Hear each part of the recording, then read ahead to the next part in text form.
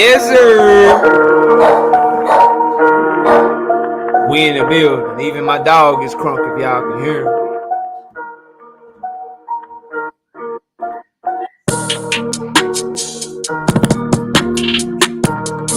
What's good, man? Smash the like button. Share the live stream. We lit.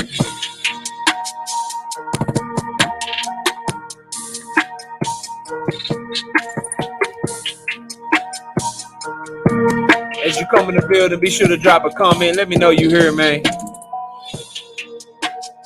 We got some fire picks coming your way. We got another fire debate coming your way tonight. We in here, man.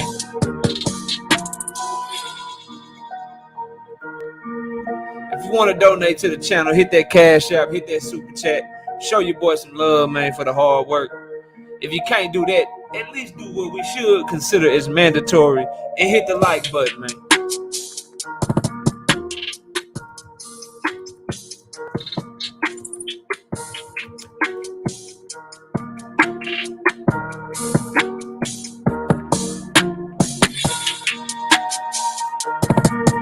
Hey.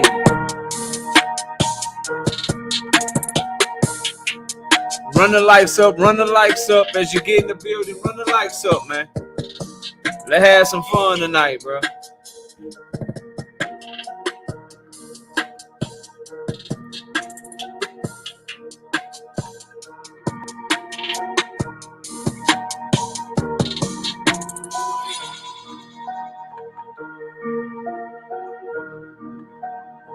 While we waiting on the show to start, let's talk about our upcoming schedule. Cause we lit for the next 2 weeks. Yes, we are. Tonight, we got Devin Haney versus Shakur Stevens. Boxing matchups with Dwayne Freeman rocking for Shakur. He going in for Shakur. Get the Smoke is going in for Devin Haney. Then next Wednesday, we got my brother Kyle from the boxing section, TBS, in the building. Kyle is taking on Get the Smoke. Kyle made the claim, and he's standing on the claim that he believes Jake Paul is the face of boxing. Well, let's see if he can make his case next Wednesday night. And the music is stopped. On next Thursday night, we got what is, in my opinion, the biggest debate in TKO debate series history. Look at me when I'm talking to you. Let me get my camera right. Shout out to everybody in the building. Hit my like button. So as I was saying, bro, next Thursday night, October the 27th, show starts at 7:30. But right after I do my picks next week, we got the biggest debate in the TKO debate series history. We got myself stepping back in the ring, putting my undefeated record on the line, going against my brother BFTB Boxing. I know a lot of y'all know, but just in case you didn't, it's going down next Thursday night. Knockout Boxing 86 TV versus BFTB Boxing. Gervonta Tank Davis versus Devin Haney. I'm rocking with Tank. He rocking with Dev. He don't know the questions. I don't know the questions. Because y'all get to choose the questions on the night of the debate. Yeah. That's how we coming next Thursday night. You guys get to choose the questions. So make sure you show up and be on time. I don't know what that is.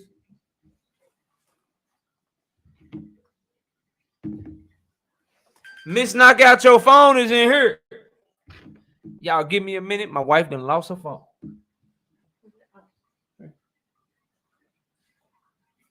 You're welcome. So yeah, y'all get to pick the questions, okay? And then the week after that Wednesday, I got OTB Boxing School versus Mark Nash. They talking about Floyd Mayweather and Winky Wright. Then that Thursday, it's OTB week that week, because that Thursday, which is we talking about November 2nd and November 3rd, that Thursday, I got OTB versus 817. Yeah. OTB versus 817. And they going in on Texas versus Ohio. Who runs this boxing shit, man? Do Texas run it or does Ohio run it? Yeah, that's what they talking about. So there you have it. There's the lineup for the next 2 weeks plus. And we're going to keep getting it in. Let's see who we got in the building. Let's get to these picks so we can get the debate started. Shawala77, what's up? Mr. Mechanical, what's good? Josh Sanders, 86. Thrill Hill, what's good? Daryl DeLoach, what's good with you? Mike Biggs in the building. Mr. Mechanical done slid up in here. Jose Diaz, G. Parker, Lori Reed, LT, best dad ever. Josh say, I feel they sleeping on you, KO. They think you're going to get destroyed, and you don't got a chance. Shaking my damn head. I mean, that's cool. That's cool, you know. I ain't tripping on that. BF knows his shit. BFTB is very good at what he does. But ain't nobody destroying me and shit when it comes to this boxing talk. Like, all right, that's cool. Like, I'm with it. I want people to think that. I know he believe in himself. You can bet for damn sure I believe in myself, and I know what I'm coming with. So we ready to cook something. We ready to cook something over here. Like, we ready to work. We ready for any and everything. Well prepared.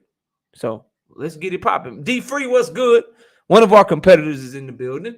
Debate will be starting in less than an hour. We got boxing matchups with Dwayne Freeman in the building.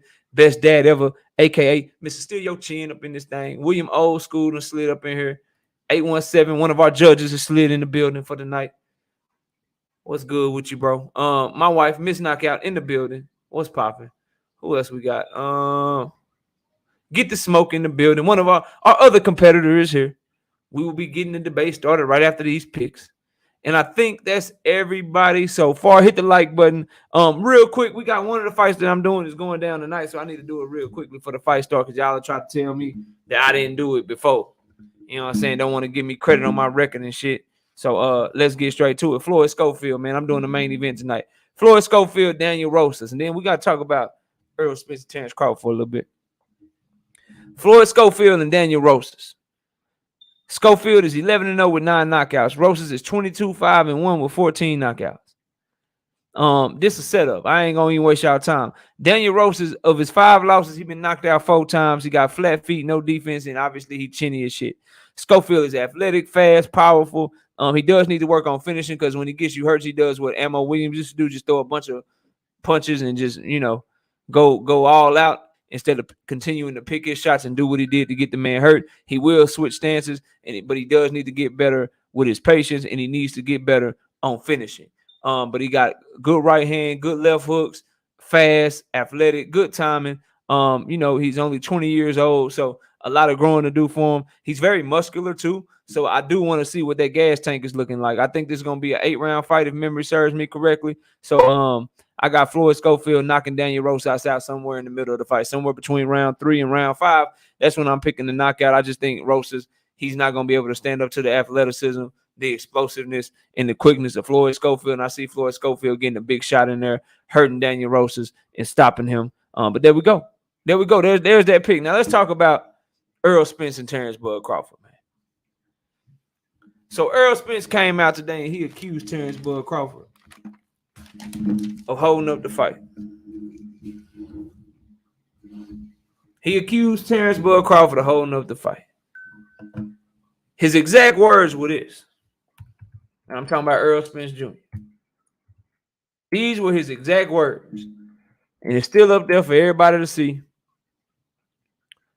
if you don't believe me. Now, furthermore, there was a report on BoxingScene.com that says Earl Spence's side hadn't heard from Terrence Crawford's side in almost 2 weeks. That they made some adjustments that Crawford and his team were asking to be made to the contract that weren't supposed to be huge deal breaker type of adjustments. That they made those adjustments, sent it back to Crawford, and they ain't heard from him or his team in like 2 weeks. Then Earl Spence, after that, tweeted, this right here. Let me get it together. He say, nigga been stalling for months. I could have fought in November. Accusing Terrence Bud Crawford of stalling out of the fight. TJ, what's good? Now, this is why this is big. And this is why I believe that we are getting to the point in this situation where either we gonna get the fight or we about to, like, stuff getting called to the carpet. Shit getting called to the carpet. Stuff getting called to the stand. And we about to find out what the real is. Because I believe that this is a perfect time for Terrence Bud Crawford, Letitia Crawford, Bomac, if Earl Spence and the PBC and Al Heyman, if everything that side, the Terrence Crawford side, if everything that they have been saying about Earl Spence and Al Heyman and the PBC, if everything that they've been saying is true, then Earl Spence just stuck his foot in his mouth. Because I will believe that if the 35% shit is true, if Bud agreed to everything and he just asking for transparency, if the PBC is offering no guaranteed money shit, if all of these reports that we've been hearing are true, then this is the perfect time for somebody, Terrence Crawford himself specifically, to go right back at Earl and be like, yeah, bro, we ain't signed shit because y'all offering me $500,000. Or we ain't signed shit because y'all is running around here not wanting to give us transparency because y'all doing some dirty shit with the books. Oh, yeah, we ain't signed shit because you want a one-way rematch clause. So, with that being said, why they so quiet, bro? Because I remember when Earl was talking this shit about Bomac. Put Bomac record up on there talking about how Bomac was trash. I got me the fans corner. What's up? I got a response from Terrence Bud Crawford expeditiously, quick, fast, in a hurry. Don't worry about him. Worry about the person gonna beat your ass. Cool, love that. Love that. When I seen Earl Spence tell Keyshawn Davis, yeah, all that cheerleading shit, I'm putting your boy in the dirt. Putting his ass in the dirt, you're gonna be crying. I seen my boy Terrence Crawford. Meme right at his ass. Bow. Fire right back at him. Now, this tweet where Earl Spence is accusing this man of stalling the fight says he been stalling the fight for months and they could have fought in November. This tweet got dropped 5 hours ago. And I checked right before I came on the stream. But let me just check again in case we got some breaking news. Let me just check. You know what I'm saying? Let me look for, there you go, Terrence Crawford. Let me go check him. Tweets and replies. Last thing he tweeted was October 17th promoting Creed 3, which I can't wait for it to come out. So my question is, if Spence is lying, if he's not telling the truth and Bud Crawford ain't stalling out the fight, then how come Bud Crawford ain't responded to this shit, man? Because that's a pretty heavy allegation. The man basically telling you that you stalling and you ducking out on the fight. And you ain't got shit to say. Zulu, what up? Opulent LD, what up? KQKC, what's good? Everybody hit the like button as you come in, please. And thank you. So I just find it funny, and it's really, really interesting that Earl Spence accuses this man of basically ducking him, and Terrence Crawford and his team ain't got shit to say. Letitia Crawford ain't said nothing back. Ain't nobody saying he lying. Ain't nobody calling him cap. I ain't seen Bernie the guard dog. I ain't seen Bomac. I ain't seen shit from nobody.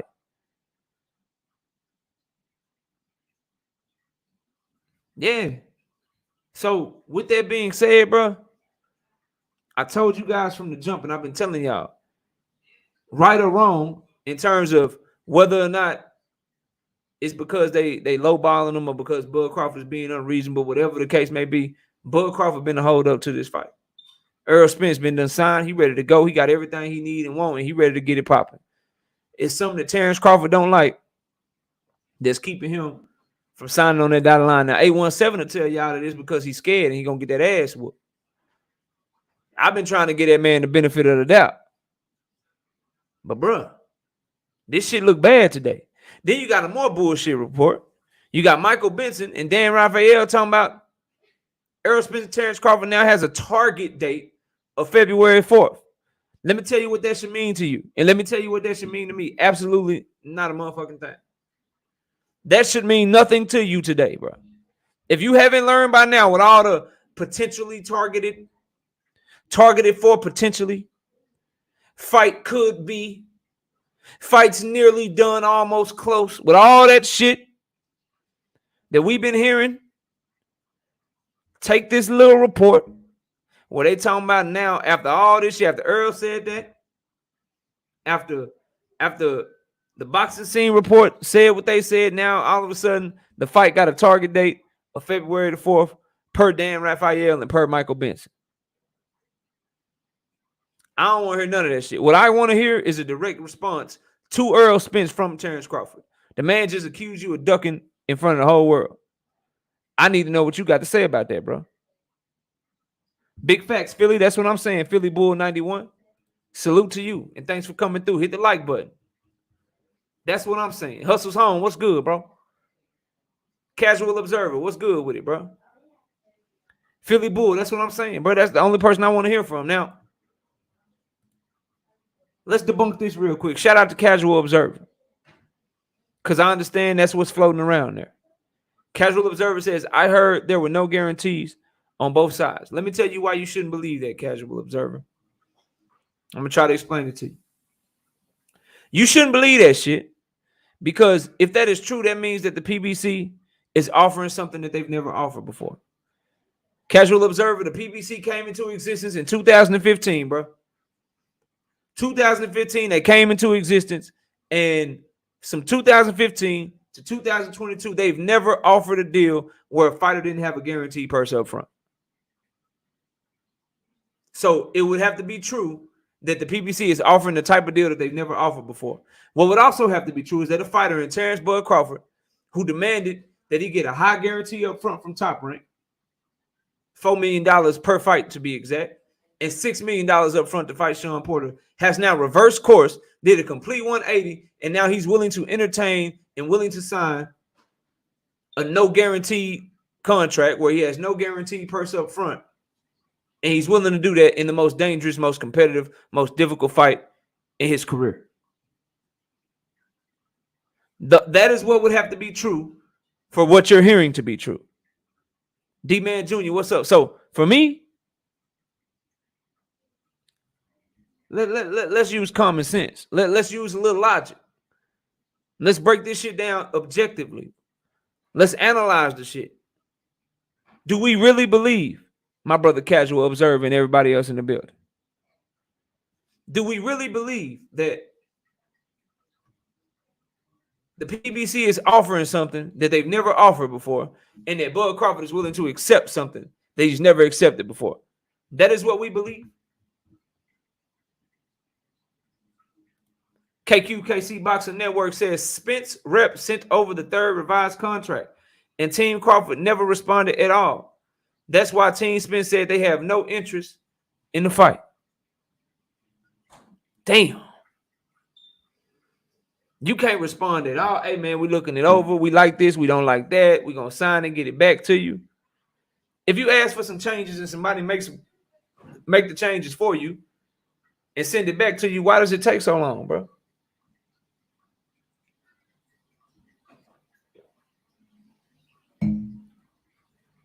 Now, all I'm saying, Casual Observer, is that the shit just don't make sense, bro. Because I don't think Bud Crawford is dumb enough to even consider a deal with no money up front. And I don't think the PBC, who's never done that before, would be willing to offer a fight contract where people don't get money up front.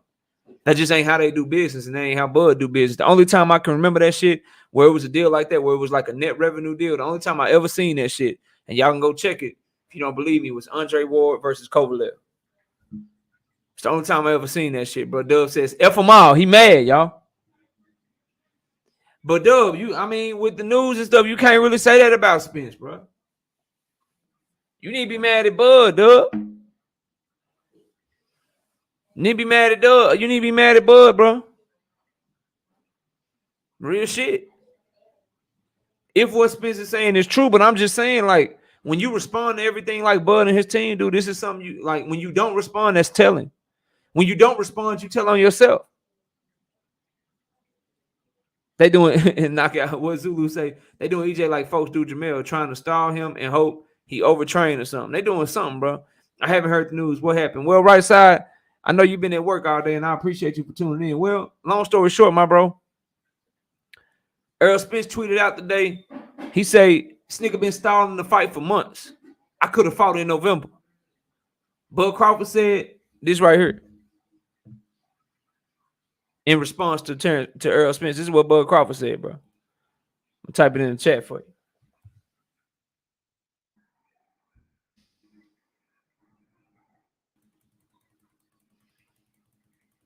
There you go. That's been Bud Crawford's response so far, dog. Straight crickets. Not a goddamn thing.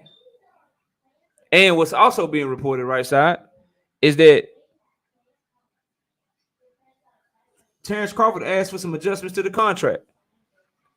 Earl Spence's side made those adjustments and sent the contract back to him 3 weeks ago or 2 weeks ago. And Bud Crawford and his team ain't responded to shit, right side?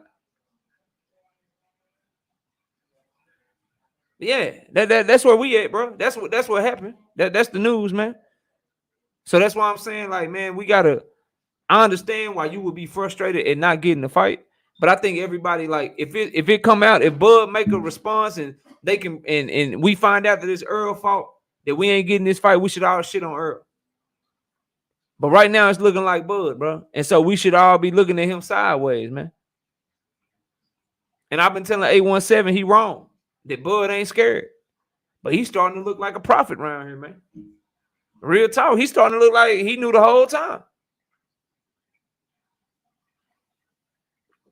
Because if you ain't scared, what is it, bro? What is it? All that bumping. All that bumping. Because I know if what you're saying is true, you should be on Earl Spence's helmet right now. You should be going in on him.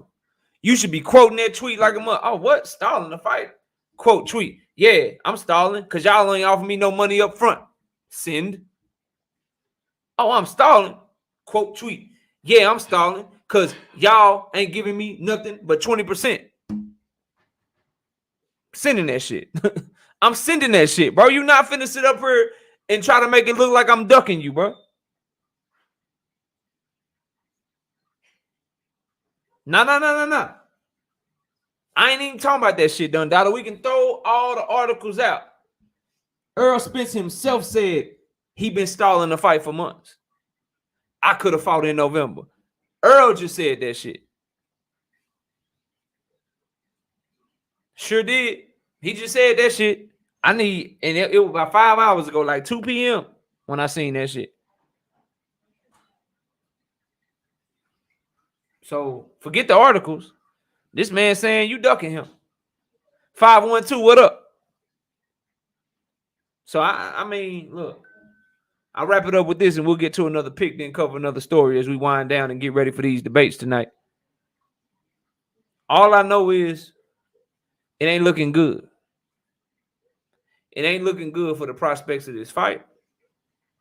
It's not looking good for the prospects of us ever getting this fight, because if Bud don't want the fight now, if he's stalling the fight now, if what Earl Spence is saying is true right now, is Bud all of a sudden gonna want to fight him when he's 36 years old? Is he gonna all of a sudden grow some when he's older and been even less active? The further away we get from a fight announcement and get from this fight happening, the less likely that it is to happen. Because if he didn't fight him when he hadn't fought in 9 months, are we really gonna see him fighting when he hadn't fought in 14 months, 16 months, 18 months? Now all of a sudden, now what we talking about? Oh, I want to get a fight in between. Like, it's just more and more bullshit, bro. Shawala say, why don't he just come off of that belt? Because it's his only leverage. He ain't got nothing else. He ain't got no network. He ain't got no promoter and shit. If he ain't champion, he Demetrius Andrade out this hoe. If he ain't champion and he still ain't got no network, he Demetrius Andrade out this hoe. He ain't got no leverage. So I mean, look, bro, it's bad news. But I just want my boy Bud to respond to this shit, bro. I'm dead ass serious, ABZ. If he ain't got that belt, who is he? The zone already said they ain't want him. Came out of Eddie Hearn mouth. Sure did. Top rank ESPN, he's suing them. He just left them. If this deal fall through with PBC, what you telling me that this deal gonna fall through with PBC, but then he gonna still sign him and fight somebody else?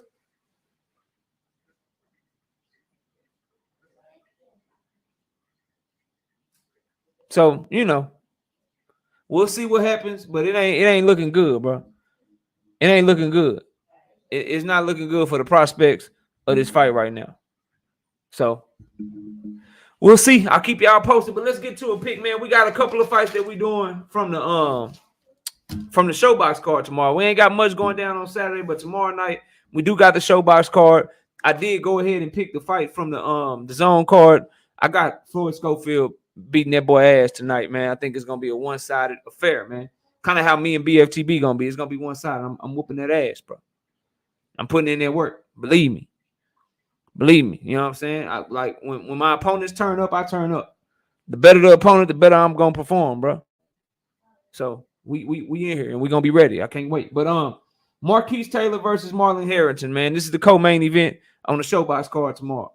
Marquise Taylor is minus 500, plus 450 for the KO. Minus 2,000, minus 200 for the decision. Marlon Harrington, plus 350, plus 500 for the KO. What's up, Lewis? Hey, I see you. Plus 800 for the decision. You got Harrington is 30 years old, orthodox, 6 feet tall, out of Detroit. 8 wins, no losses, 7 wins by way of knockout. Then you got Marquise Taylor, 12 wins, 1 loss, 2 draws, with 1 win by way of knockout. Teach, what's up with it, bro? Look, Marlon Harrington, he's patient. He does get square when he's coming inside, but he looks like he throws good hooks and uppercuts and stuff when he gets inside and gets you against the ropes. He is kind of slow-handed, but he's very strong. He will switch, but he has a lack of competition. He hasn't fought the best competition. Not nearly the competition that Marquise Taylor has fought, being in there with people like Paul Crow. Marquise Taylor, it says he only got 1 knockout, but he gets your respect with his power. He has enough power. Rick Timms, what's good, bro? Brandon House, what's popping? He has enough power to earn your respect, keep you up off of him, and ain't nobody just walking through his shots. But he's long, got good boxing skills, fights well behind his jab, does kind of clinch on the inside. One of these guys that's much more comfortable if you allow him to fight at a distance with his jab, use his defense, use his lateral movement, throw the right hand behind the jab, maybe follow up with a hook when he's really feeling it. But he's really a very good 1-2 fighter. And he's been in there with guys like Paul Crow, who's a highly decorated amateur. And he got a draw against Paul Crow. That was on Showbox. Man, Marquise Taylor, that was a one-sided fight, bro. That draw should not have been a draw. That fight should not have been a draw at all. So, I feel bad for him that he didn't get that win. But overall, I think Marlon Harrington, he definitely got a shot in this fight. He's a live underdog because of his power, because of his ability to close distance and land good shots. And he's had good power in his career so far. I just worry about, if you go look at his resume, he got 8 fights. He got 8 fights this Marlon Harrington, right? And if we look at those fights, a guy making his debut, another guy making his debut, a 0-1 guy, another 0-1 guy, a 1-4 guy, a 2-8 guy, and then an 11-4 guy that got knocked out all 5 times, because now you got 5 losses. So 11-4 guy that got knocked out all 4 times, and then a guy that was 21-9 in Cosio, who is now 21-11 and been knocked out 9 times. So he hasn't really fought anyone on the level of Marquise Taylor, and it's not close. Meanwhile, Marquise Taylor has fought people that are better, or at least on the same level as him. He got Paul Kroll on his resume. He got Luke Santamaria on his resume, the same Luke Santamaria that went in there and fought very well against Abel Ramos, the same Luke Santamaria that went the distance with Jesus Ramos, the same Luke Santamaria that beat Devin Alexander. Marquise Taylor got a draw with him. He got much better experience than Marlon Harrington. So because of his experience, because I think it's a huge step up in competition for Marlon Harrington, but it's not a step up in competition for Marquise Taylor, I'm gonna say the advantage goes to Taylor, and I'm gonna pick Taylor to win a unanimous decision. This is an 8-round fight. So I'm gonna go 78-72 in favor of Marquise Taylor, and I got my brother Big Dog Willie Hashtag Con the GOAT, hashtag TWT with that $2 in the super chat. He say, Con better chin than Hagler. Holyfield, Duran. Facts. Yeah, that's big facts, bro. And Con got better power when he a better fighter than Earl Spence and Bud Crawford combined, bro. Amir Khan is that guy, fam. Amir Khan is that guy. Silver, what's up, bro? What's good with you, Silver? BN Boxing News, what's popping with you, bro? Salute to you, man. Y'all hit the like button as you come in, please. Hit the like button and be sure to comment and let me know you here. And as I always tell y'all, if you want to donate to the channel, we got the Cash App and we got the Super Chat right there. All right, let's talk about Devin Haney for a little bit, bro. We're going to be talking about him tonight. I can talk about him right now because this ain't got shit to do with the debate between Devin Haney and Shakur Stevens. Oh, and by the way, I am short one judge. I'm judging. The 817 is judging. But if one more person want to judge, let me know. If one person want to judge, let me know in the chat, and I'll let you up here to judge tonight for smoking and D-free. But Devin Haney, bro. Gertz, what up? Devin Haney and Paulie Malignaggi. OTB, what's good? OTB, are you supposed to be judging tonight, bro? I can't remember. Let me know if you want to judge the debate tonight, bro. Let me know. And we're about to do Isaiah Steen. I know you might want to talk about Isaiah Steen. If you want me to drop the link, let me know that too. 817 say it's not a debate, it's a funeral. Yeah, I announced that. November the 2nd, OTB versus 817. It's going down. Okay. Yeah, you can. If you want to, OTB, you can. I got you. You up. And I'll drop the link when we get to talking about Isaiah Steen. I know you want to talk about your Ohio brother. And then you and 817, same panel. Maybe we can get a little shit talking, you know what I'm saying? After the debate, you know, it's getting popping. But Paulie Malignaggi was going in on Devin Haney, saying he gonna duck Lomachenko, he gonna move up, he gonna do this, he gonna do that. Just really going in on Dev. Dev responded to him. And his response was warranted, in my opinion. You know what I'm saying? And what you got is people are now saying that Devin Haney fans are racist, or they're saying that Paulie Malignaggi, his comments towards Dev was racist as well. And let me just say this, bro. I sensed a lot of like Paulie Malignaggi hating on Devin Haney in those comments, and especially when I went back and listened to him saying it, like he was hating on Devin, like he was jealous of him. And I could just tell y'all right now, Devin handled him. Like Devin don't need nobody to defend him. Dev don't need nobody to defend him. You know what I'm saying? He handled him. He let him know what it was, told him that he wished he was him, and told him what he told him. So for me, like, that's just what it is. Salty ass old fighters talk shit about young fighters all the time for some reason. Paulie Malignaggi just can't stand Devin Haney. But now what I will say, while I don't believe his comments are racist, they can be racially motivated. Those are two different things. Because you can say something, you know what I'm saying, and it be like disguised as constructive criticism. Because if you just read his comments and you hear what he had to say about Devin, you'd be like, oh, ain't nothing racist about that. And I agree. But he could be motivated by his racial thoughts. Like, this is the same guy that got fired from Showtime. So you can be thinking some shit and then know how to express it in a way to where it kind of gets off. And nobody is the wiser of it. So for people that saying what he said was racist, I don't agree with that. You know what I'm saying? I just think he don't like Devin, bro. And he like guys that look like Lomachenko more than he like Devin. So he gonna always ride with the guys that look like Lomachenko. But Devin's response to him, what I did, like, he was like, man, ain't nobody ducking no Loma. I've been wanting to fight Loma, and I still do, since I was his mandatory. So he let him know, like, ain't nobody ducking no fade, and that's all you want him to respond to, and that's all you want him to act like. Now, BN Boxing News says Devin should move up with the super chat, $2. He said Devin should move up. Loma don't want that smoke. But he do, though. Rick say Paulie is a typical punk-ass white supremacist. Yeah, he think that people that look like him are better than Dev. That's a fact. That's a fact. But he got showed multiple times that ain't the case in his own career. So all they got to do is look himself in the mirror. But I don't think Devin should move up just yet, being boxing news. I've been saying this and I'm gonna keep saying this, bro. He gotta give me at least one. I need Dev to give me at least one, being boxing news. He gotta give me one. He ain't gotta fight two of them or all three. I ain't asking him to fight, you know what I'm saying?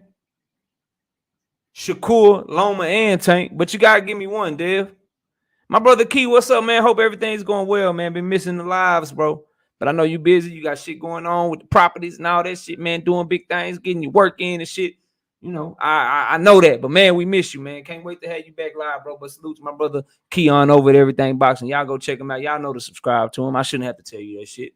I shouldn't have to tell you about OTB either. So, yeah, man, I want to see him get one, BN. I want to see Dev get one in, bro. I'm getting notifications. I'm trying not to watch them because I got the notifications for the DAZN and shit. Don't nobody let me know what's going on with the fight. I'm watching as soon as we get done with the debates tonight. And probably also said some other shit, bro, that I gotta disagree with too. He said that Devin Haney resume is weak and that no one knows the guys that Devin Haney was fighting while Devin Haney was talking shit about Teofimo and talking shit about Lomachenko. That's where the hate come from. Yeah, Rock Bottom. Just one didn't move up. I'm straight. No, I haven't seen him, Rick, and I hope he's okay, man. Nothing from Bole, bro. Nothing, Rick. If anybody know Bole, tell him we thinking about him. We hope everything all right with him. But when Paulie Malignaggi said Devin Haney didn't fight, he fought no-name fighters that nobody knew before Cambosos. I'm like, you gotta stop capping, bro. You gotta stop capping. You gotta stop with the lies, bro. Because Jorge Linares was a multiple division champion. Was he past it when Devin fought him? Yeah, but people knew who Jorge Linares was. Shit, Jorge Linares the same guy that fought Loma, right? So he a nobody when Devin fought him, but we knew him when Loma fought him. And that's where you can start peeling back some of that racially motivated shit. I don't think his resume weak, done data. I just don't think it's as strong as his fans think it is. The best resume at lightweight right now is Vasily Lomachenko.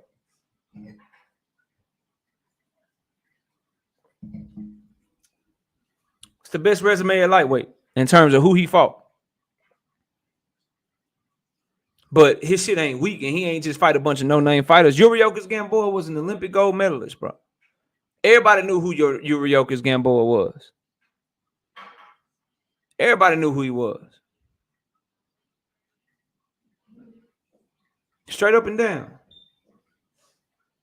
But he a nobody when Devin fought him. So, like, that type of shit probably on, like, I ain't on that shit.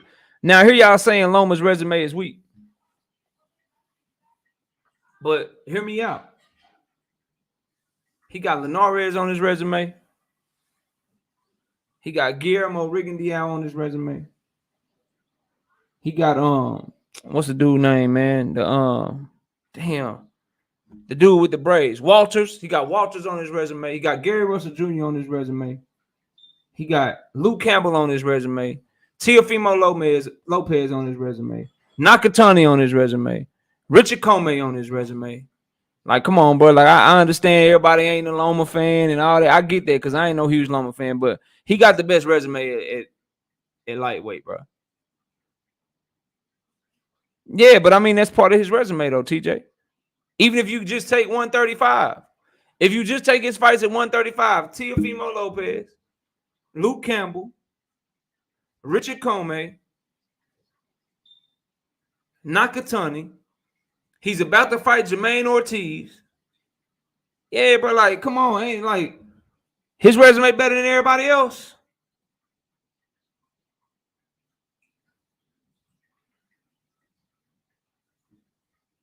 His resume better than everybody else, y'all. Come on, Jerome, what up? It's better than everybody else. I ain't shit. We can't just like, cause when we start doing that shit, right? So if you a Devin Haney fan, or if you a Tank Davis fan, or a Keyshawn Davis fan, or a fucking Abdullah Mason fan, or you rock with Frank the Ghost Martin, or you rock with Michelle Rivera.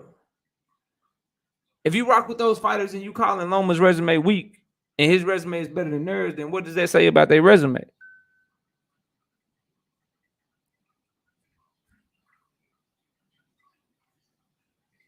A17 say his resume also contains him dropping his WBC belt when Devin became his mandatory. Well, the WBC would tell you that's an elevation, is what they were saying. But instead of fighting Devin, he fought another champion. He fought another champion in Teofimo Lopez. So, I mean, if Devin chooses to fight Tank Davis instead of Loma, is he ducking Loma? Oh, you think his best win at lightweight is Linares?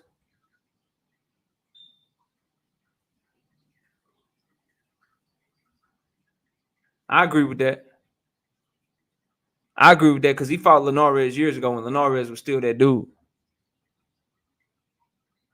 He said he ain't petitioned for it though, A17. I don't believe Loma to be a liar. He said he ain't know about it.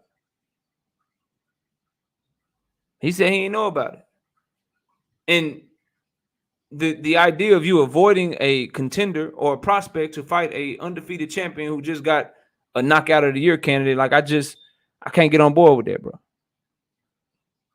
Now Teofimo, yeah, because Teofimo, instead of fighting another champion and Devin, who was a champion at the time, Teofimo chose to go make himself a mandatory to fight Kambosos, and it backfired on him.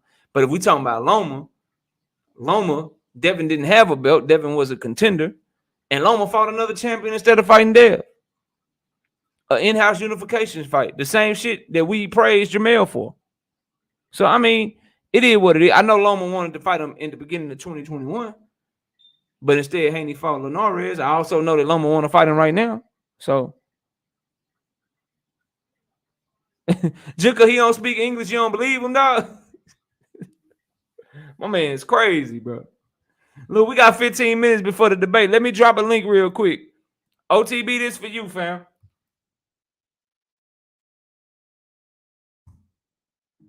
That's for you and all the other people that's participating. Y'all can come up too, man.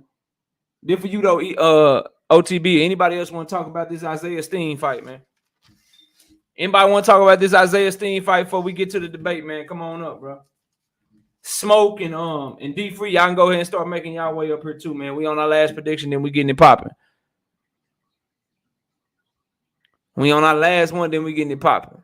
TJ say I got respect for Loma. A1 Hoops on, what's good, bro? I know you lit, except for Russell Westbrook, sorry, man. Except for Russell Westbrook, sorry, man. LeBron out here looking like a savage, A1. He out here looking like a savage, bro.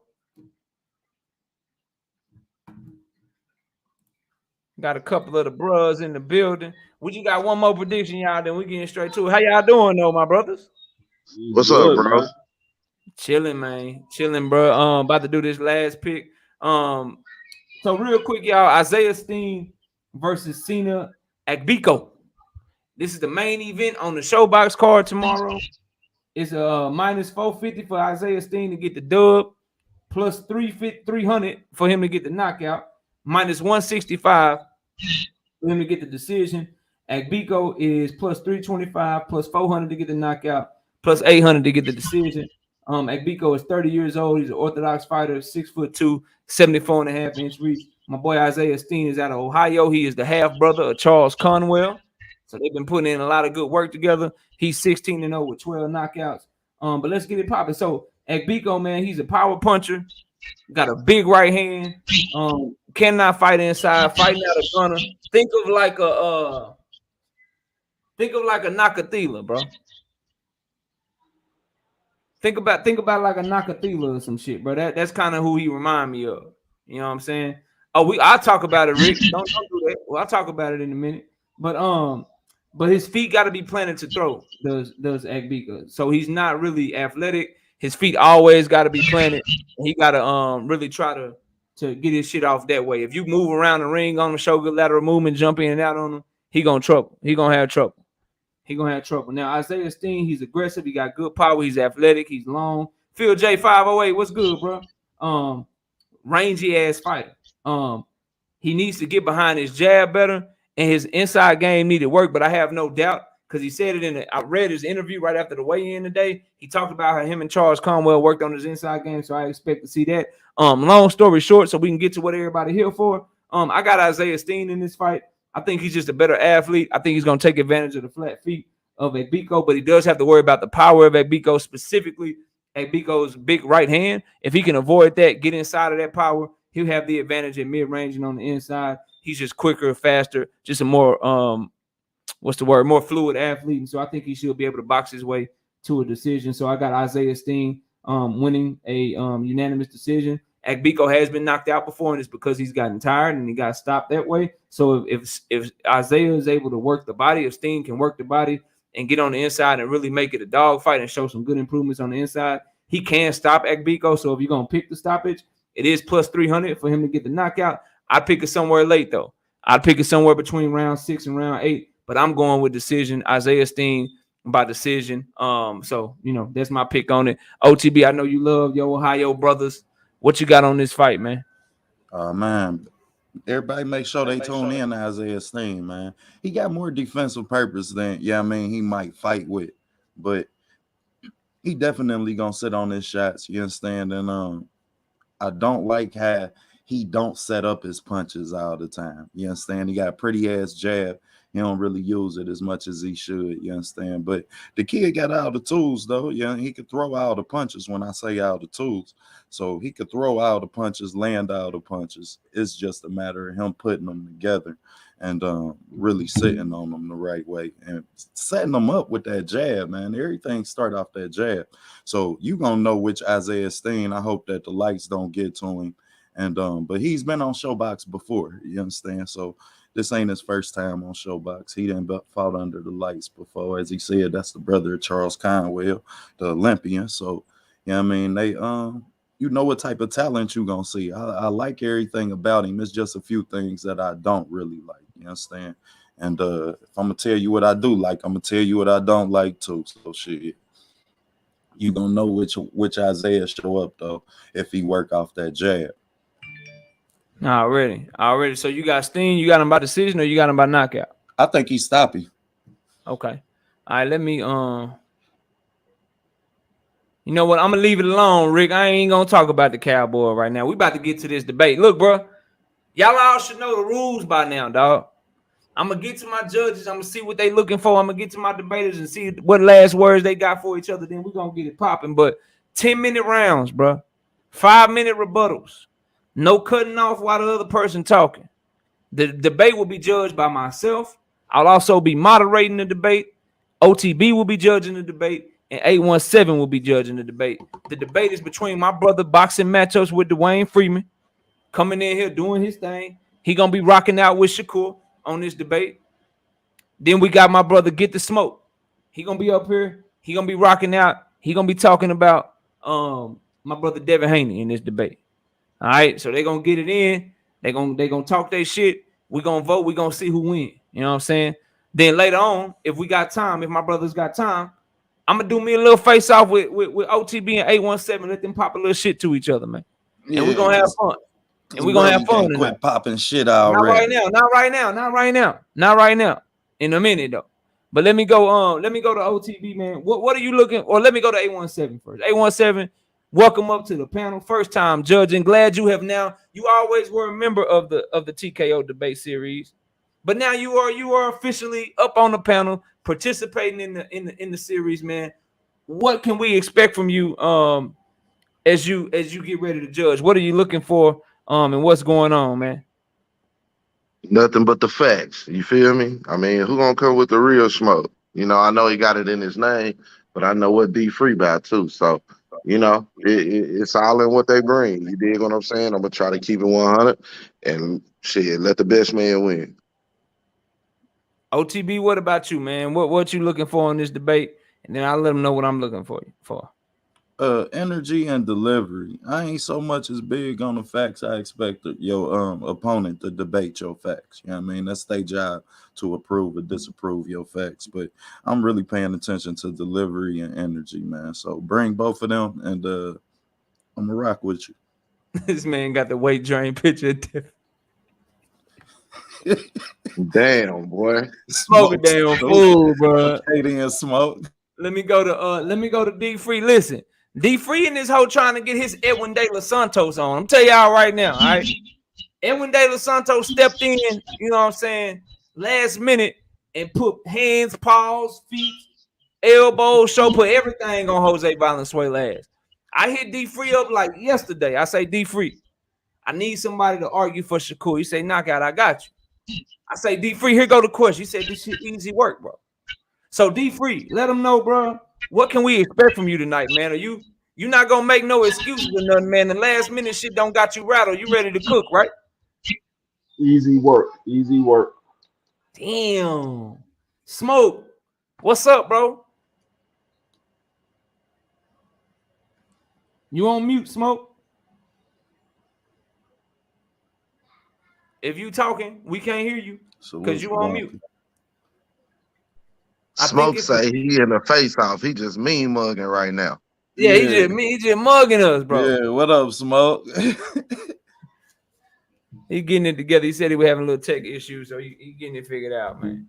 Hey, Smoke say ring the bell. Shit. And that I ain't even gonna hold you, man. Go ahead and get that shit out the way, Smoke. I feel like that might have costed you in one of your debates, man. Yeah, that first one. Yeah, like your technical. That first one he did against Kwame. Uh-huh. Mm-hmm. While we're waiting on Smoke, let me run down the questions for the audience real quick. So round one, Smoke, you there? He came off mute, but I can't hear you, bro. I'm trying to come back, Smoke. Hold on, there you go. What you trying to be? Hold up. I heard you good. Give me a sec. Okay, yeah, go ahead, handle your business, brody. Go ahead, run down. So the question. Give me a second. I'll be there.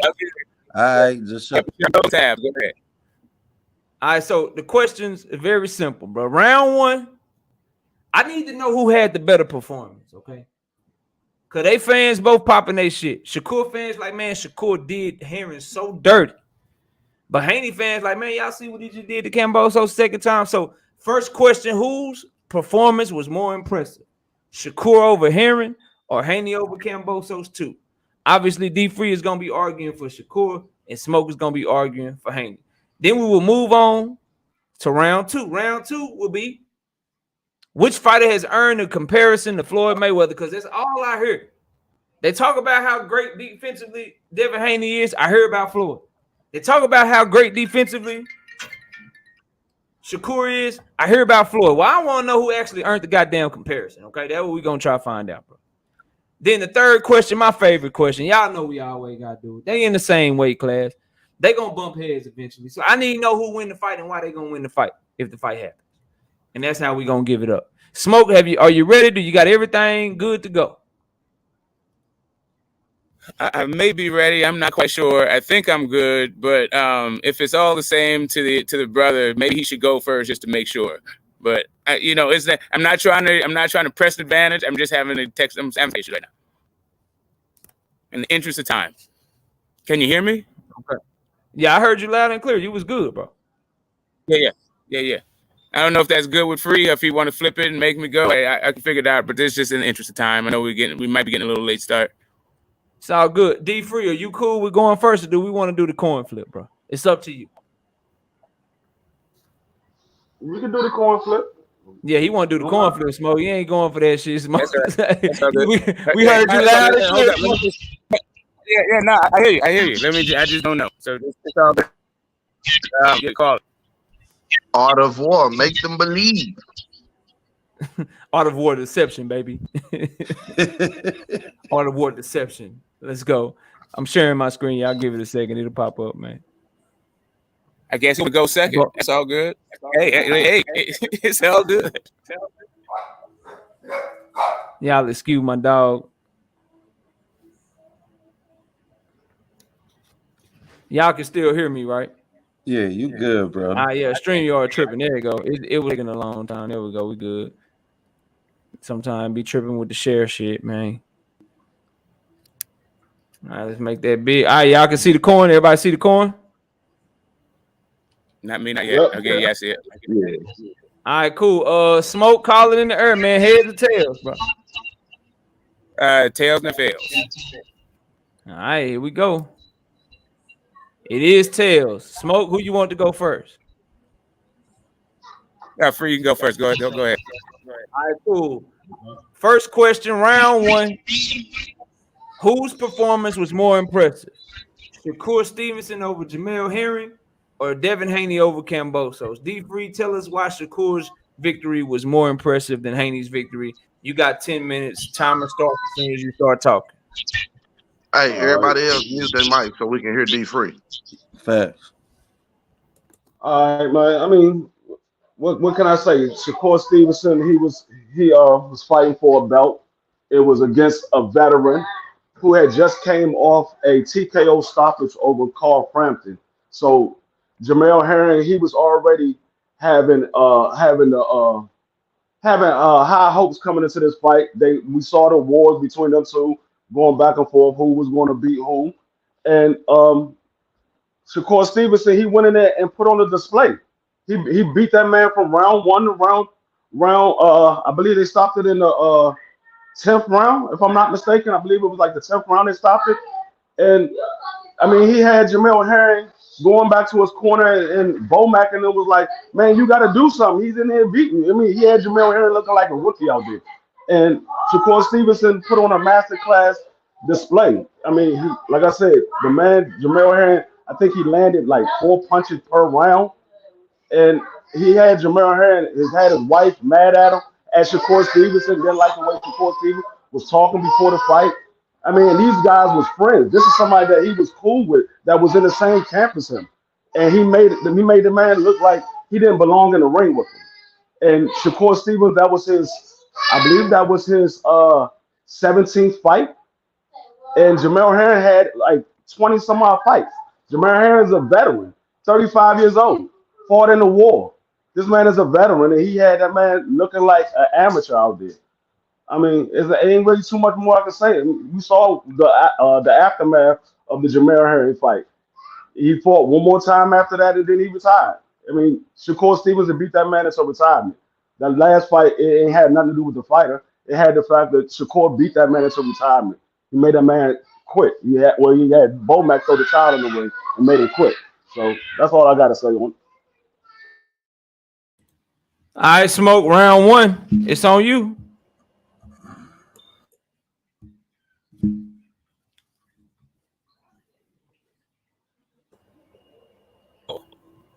Oh wow. Okay, all right, cool. What's up, everybody?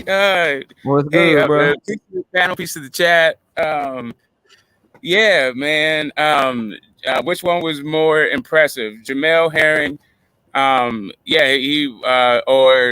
Jamel Herring victory for Shakur or Kambosos 2 for Devin Haney is the question. And of course it was Shakur's. I'm sorry. Of course it's Devin Haney versus Kambosos 2. And that was first off is round 13, right? They'd already gone through 12 rounds, and in the rematch, Kambosos came out unlike Jamel Herring with the correct game plan against a superior boxer. You don't try to outbox a superior boxer. You try to beat him up, confuse him, and make it a fight.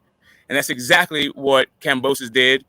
He didn't just get lulled and then get beat up and then stop throwing punches once he knew he couldn't outbox a superior boxer. From the round 1 to round 12, Kambosos tried his very best to win the fight. If anything you could say about Kambosos in that rematch, he was all effort. His effort was A+. That was, if you may think he may be a B+ fighter, a B- fighter, maybe a C+ fighter, but that was an A+ heart and an A+ effort from him from the opening bell to the end of the bell. That dude was trying to make sure he was trying to hurt Devin Haney, confuse Devin Haney, frustrate Devin Haney. He didn't just like give up, try to pot shot from the outside, maybe hit him with something clean, like all that technical smooth stuff. When he was actually getting outworked from the opening bell, as my man Dwayne pointed out, There wasn't really anything that that Jamel Herring did that got him really winning the fight. But his best work was when he started to rough up the superior boxer around the round 5, round 6. That's when he started hitting Shakur on the hips, grabbing him, when he started roughing him up, and then he had some success. That's when he was able to pump up that jab. He mentioned the Carl Frampton fight. Yeah, Carl Frampton, the guy, the Spence came up, and both of those guys talked about how they were there. Damn, Smoke, you cracking up too much, bro. Yeah, you got a lot of crackling going on. I'm trying to let it fix, but you do have some crackling going on. I don't want nobody to misunderstand your points. Yeah, I stopped the time for you, but go ahead and get it together. Maybe go to the device that you used last time, but you was chopping up pretty bad. I got most of what you were saying, but all right, but yeah. How about now? Am I You good now? Yeah, you're good right now. Yeah. Okay, cool. All right, cool.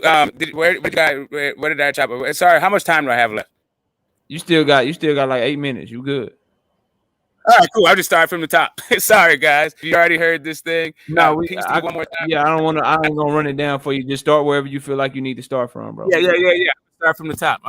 It was definitely Devin Haney who had a better performance in the Kambosos rematch than Shakur had in the Herring fight.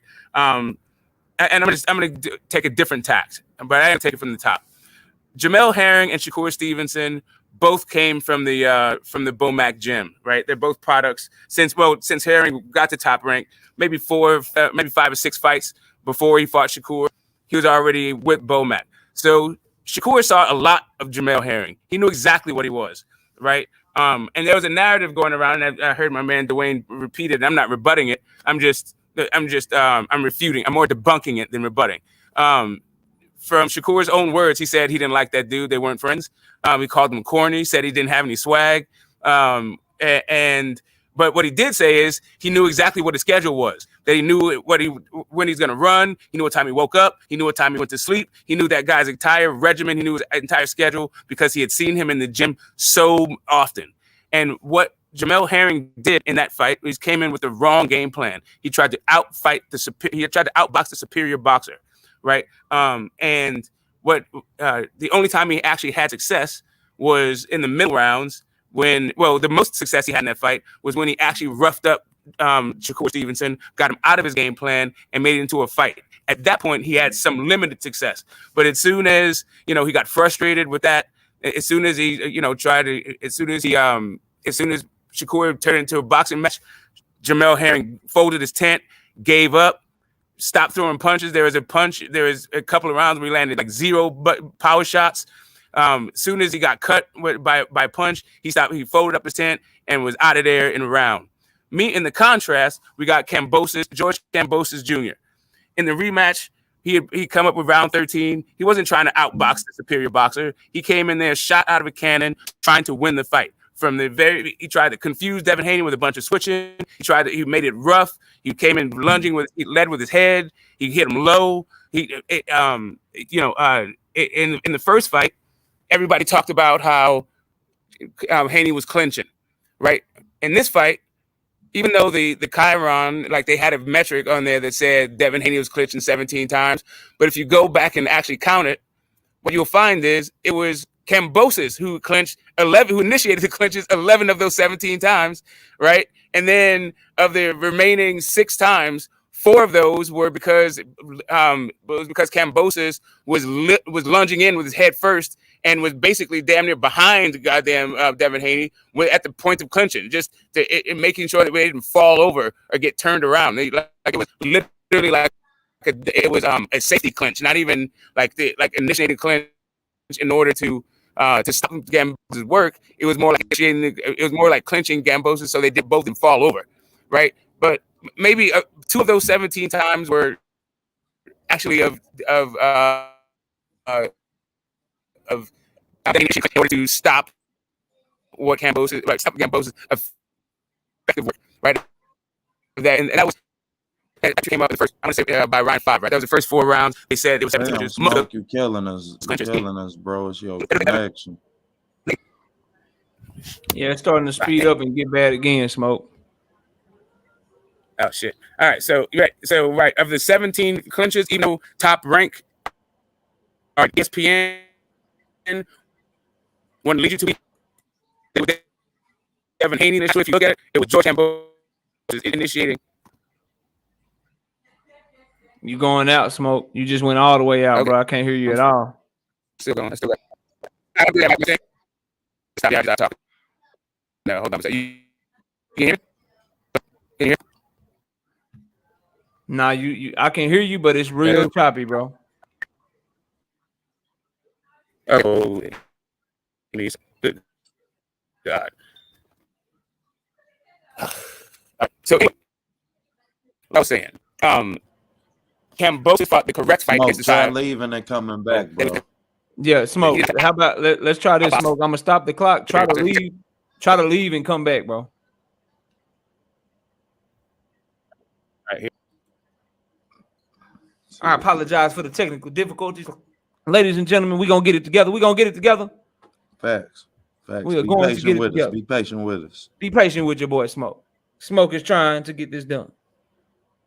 And y'all know he in Oakland. Yeah, I mean. All right, Smoke, you there?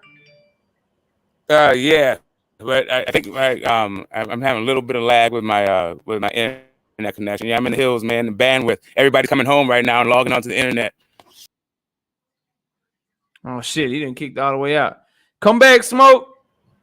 You might have to forfeit the round, Smoke, or try to get him in the rebuttal. Yeah. You gotta keep it moving. Jerome says it's all good. Things happen. Yeah, we ain't mad at Smoke. Smoke will be back. Come on back, Smoke. Now the link is pinned to the chat, bro. The link is pinned to the chat. Dundada says this man don't believe what he's saying. He just fuck it. Let me disconnect my Wi-Fi. Nah, bro. Smoke. Nah. Don't do Smoke like that, man. Don't do Smoke like that, man. There you go. All right, let me get him right. All right, hopefully we good. Smoke, you there?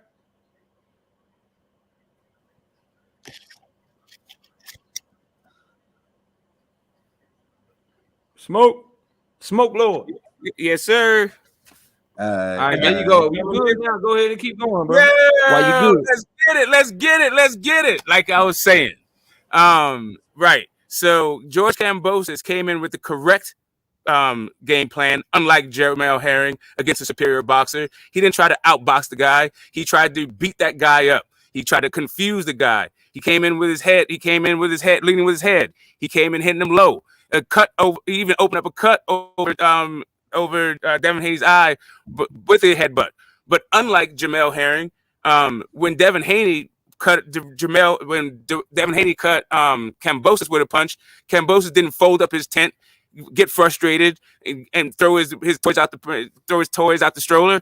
Decided he's going to pack it in and call it a day. No, Kambosos still fought, still tried to show pride in not only his career, in his ability, in his name, in his country, and all of that stuff that he put his name on, to the point where the Australian media that totally turned their back on him after the first fight because of his performance and his antics, they roundly, universally applauded his effort. Everybody respected Kambosos' effort in the second fight, right? Everyone saw that dude made vast improvements in every category other than being effective against me. Because Devin Haney is just too damn good. So at the end of the day, even on the judges' scorecards, he did 50%. He did a 100% better, right? On the first from the first fight, he had one judge gave Kambosos 2 rounds, 2 judges gave him 4 rounds. And this fight, 2 judges gave Kambosos 2 rounds, 1 judge gave him 1 round. Right. So in every single way, even though Kambosos was able to be more effective, fought the correct fight for the style that he was in, Devin Haney showed that no matter what Kambosos did, it was not going to be enough. Jamel Herring, not only did he, but first he was going against a made hand, he was fighting the guy in the exact routine down to when he ran, when he took showers, what meals he ate, what time he ate, all that stuff, and still. Jamel Herring was able to Jamel Herring came in with a single 1-2 game plan that we've seen him in fights like the super bantamweight moving up Carl Frampton fight that already got his ass whooped by Leo Santa Cruz at that point. We said the same thing we saw in the Ito fight. A guy who never fought fucking anybody. I think he fought out of Japan like twice in like a half a decade before. So Jamel Herring, like not only was Kambosos a better fighter with better wins, but more impressive resume and a more impressive career than Jamel Herring, but not with better wins. He also came out with the correct game plan, like I said, and in my opinion, better execution of that game plan than Jamel Herring did, even of trying to be the master boxer, trying to outbox the master boxer. 1 minute. That's you got 1 minute.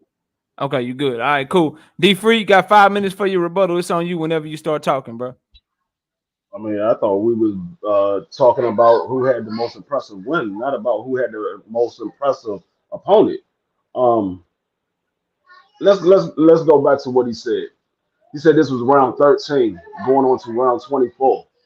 He said Shakur Stevenson knew his opponent. Last time I checked, if you fought somebody 12 rounds a couple of months prior, you know your opponent. Devin Haney had just fought that man a couple of months prior and beat that man with a jab the whole time. So he knew that Kambosos couldn't do nothing with him. So we knew what was going to happen in the fight. We knew he was either going to stop Kambosos, beat Kambosos up, or he was going to do what he did in the first fight and just out jab him. So that fight wasn't impressive. We knew what was going to happen. Everybody knew that Devin Haney was going to beat Kambosos. We didn't know what was going to happen for Shakur Stevenson. This was a step-up fight for Shakur Stevenson. And Shakur Stevenson, like I said, he made that man quit. He already said it. Jamel Herring folded. When he got hit and he got hurt and Shakur dropped him, that man folded. He was like, I can't do nothing with this young man. He folded. So like I said, the most impressive fight was the Shakur Stevenson fight. We already knew what was going to happen in the Kambosos fight.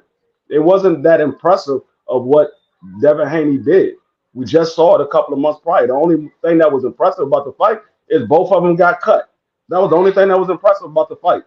Devin Haney put on a nice boxing display, but he allowed himself to get cut. I mean, Shakur Stevenson, I didn't see him get cut. I see him hurt his man and dropped him, and it made him stop. That man had only been stopped one time, and that was what like 5 years prior. That was the last time Jamel Herring was stopped. 5 years prior, he only had one loss, and it was by a stoppage 5 years prior. And Shakur Stevenson stopped that man again and sent him into early retirement. Like I said, he had another fight after that, but he was not the same after that Shakur Stevenson fight. He made that man retire. And that's all I got on. That's all I got to rebut. Already. All right, Smoke, it's on you, bro. You got 5 minutes to rebuttal. Talk your shit.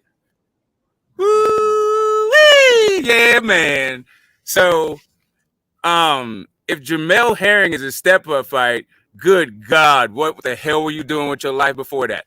Okay, so Jamel Herring was a veteran of many wars, like, as a Marine. We're not talking about a veteran in the ring. When it comes to that ring thing, it was Shakur who was the veteran. I don't know if you guys know anything about the amateur system, but in the amateur ranks, the military gets an automatic buy-in into the Olympic trials, right? Jamel Herring, that's how that dude got into the trials. He didn't fight his way into the trials. He was in there with like guys like Shakur who had like 200, 300 amateur fights. Nah, that's not what Jamel Herring was doing. He was shortcutting the thing because he was active service. He overachieved. He won the Olympic trials, but as a service member against guys that had way more experience than him, right? The veteran in him, he turned pro at 27 years old, right? Like the idea that guy is the step-up fight. Shakur had way more experience than him, and it showed in that fight. Shakur was a decorated amateur, not just a guy that made the team, but a guy who medaled, right? At the Olympic Games. Like the idea, like to me, Shakur was the step-up fight for Jamel Herring. That was the guy that was the best win on Jamel Herring. I guess they both would have represented the best win on their careers, right? Whereas the real step-up fight, the guy who had the better win on his resume, right? That was Kambosos. Kambosos was coming off. He was the unified champion. He was the guy who had to win over the guy that beat the guy. I heard one of the judges say that Lomachenko right now has the best resume at 135 pounds, right? Yeah, that was the guy that beat him. That's the guy that That's the guy that Kambosos beat. Meanwhile, Jamel Herring has never been in there with no guy who's had the best resume. Neither has Shakur Stevenson. Neither has, I mean, maybe Carl Frampton had at some point, maybe. Yeah, but anyway, all that I'm not even going to try to figure that, do all the mental gymnastics for that. Oh, there's something you said. You said we were trying to figure out who had the best win, but not who had the best opposition. How in the hell are you going to say that a win is better? Like, is Ryan Garcia? I'm not even going to go Ryan Garcia. How can you say a win is impressive if it gets unimpressive in opposition? Right? If one guy is fighting a unified champion, former unified champion, he's been in the ring with also former unified champions, guys who's knocked out champions and all that stuff, drop that dude, a guy who's never been dropped before, right? He's in there performing like that against a guy like Jamal Herring, and Jamal Herring, like, he's a guy. But yeah, as far as fighting goes, yeah, Shakur Stevenson stopping him. No, before Shakur Stevenson even fought him, he fought a guy named Crawford. Both of those guys talk about retirement before he fought. That was before Shakur even got in the ring. Like, life was about to stop that. You know how many times Jamel Herring got stopped boxing in his life? He's boxing to the rings. He stopped boxing when his daughter passed. But he stopped boxing. But like, Jamel Herring stopping is a hallmark of his career. If that's not a thing based on Shakur. Jamel Herring uses boxing as therapy because he is a veteran, as you point out. He had 2 tours of duty. He saw people killed in front of him. Like, he went to a boxing gym to escape all of that stuff. He's not a street dude. He likes to stay active. Boxing was very good to him. But the idea that dude is some sort of master boxer, when we look at George Kambosos, that dude he started boxing as a kid, stayed in it from 12 years old, also an Olympian, been there with Manny Pacquiao, was part of 3 different camps with Manny Pacquiao. That guy, his dream was to be a champion. Got 1 minute. His dream was to fight. Yeah, Kambosos' dream was to fight for all the belts. And that's what we saw in that ring. We saw a guy who was determined to make a legacy in the ring, not a guy who was just there, to figure out, some personal demons and to stay off the streets. That's my time. All right, bet. Let me catch your super chat real quick. Then we'll go to the judges. Shout out to A1 Hoop Zone with that $5 in super chat. He said, tell Smoke that Boost Mobile, Cricket, Circuit City, Radio Shack connection, killing us, man. Laugh out loud. Appreciate the love in the super chat to my brother A1 Hoop Zone. Let me go to my brother A17. A17, let us know who you giving the first round to and why.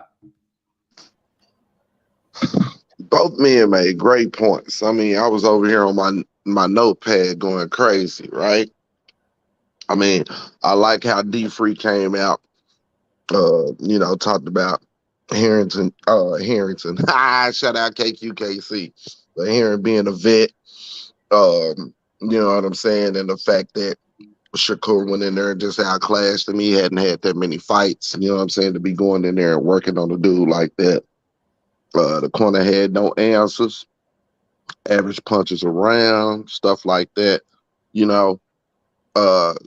Get the Smoke, he kind of stumbled coming out of the blocks. He made some great points, but you know what I'm saying, when it came to him trying to hammer home his point, he kind of went off a little bit, you know what I'm saying? But again, throughout the technical difficulties or whatnot, my man still came back and was strong.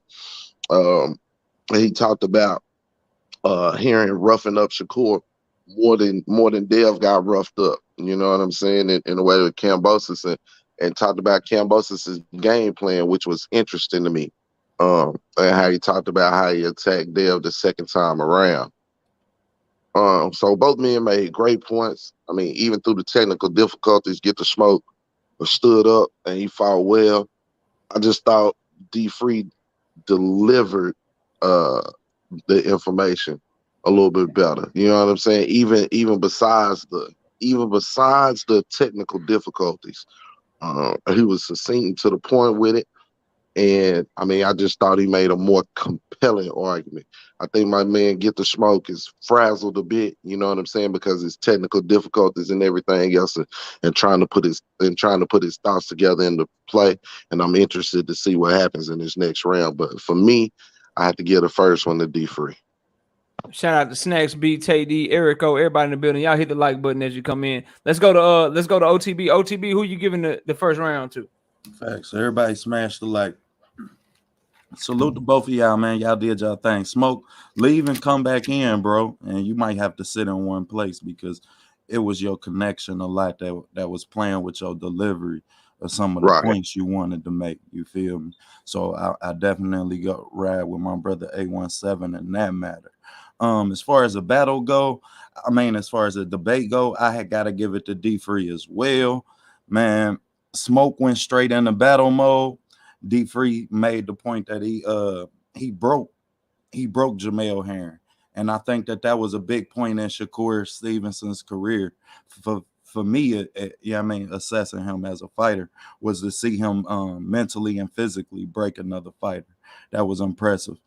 Smoke killed me because he said that Kambosos made an adjustment, but he alluded to the adjustment he made was the head, but never giving us the points that Kambosos tried to switch from orthodox to southpaw in that fight. Right. I would have liked to hear that. You understand? Also, I would have liked to hear Smoke discredit, you understand, the amateur career. I did like to hear Smoke discredit the amateur career of Jamel Herring. I felt like D-Free didn't do enough to rebuttal that in the rebuttal rounds, but overall, because I mean, I was breaking and fighting for what I was getting out of Smoke as far as his connection went. I mean, and it was the adjustment being the head, but for me, and you leaving out the orthodox to southpaw, so I had to get that round to D-Free. Yeah, for me, I agree with a lot of what y'all was saying. I got technical difficulties from Smoke. Round was too short from D-Free to me. I didn't like that. I thought he left a lot of meat on the bone. When you break down the actual points, though, I think when I was hearing Smoke's argument, he made a great case to me as to why Kambosos was a better opponent. Like why Kambosos was a better fighter at the time than Jamel Herring, but really no comebacks as to the fact that Shakur made Jamel Herring quit.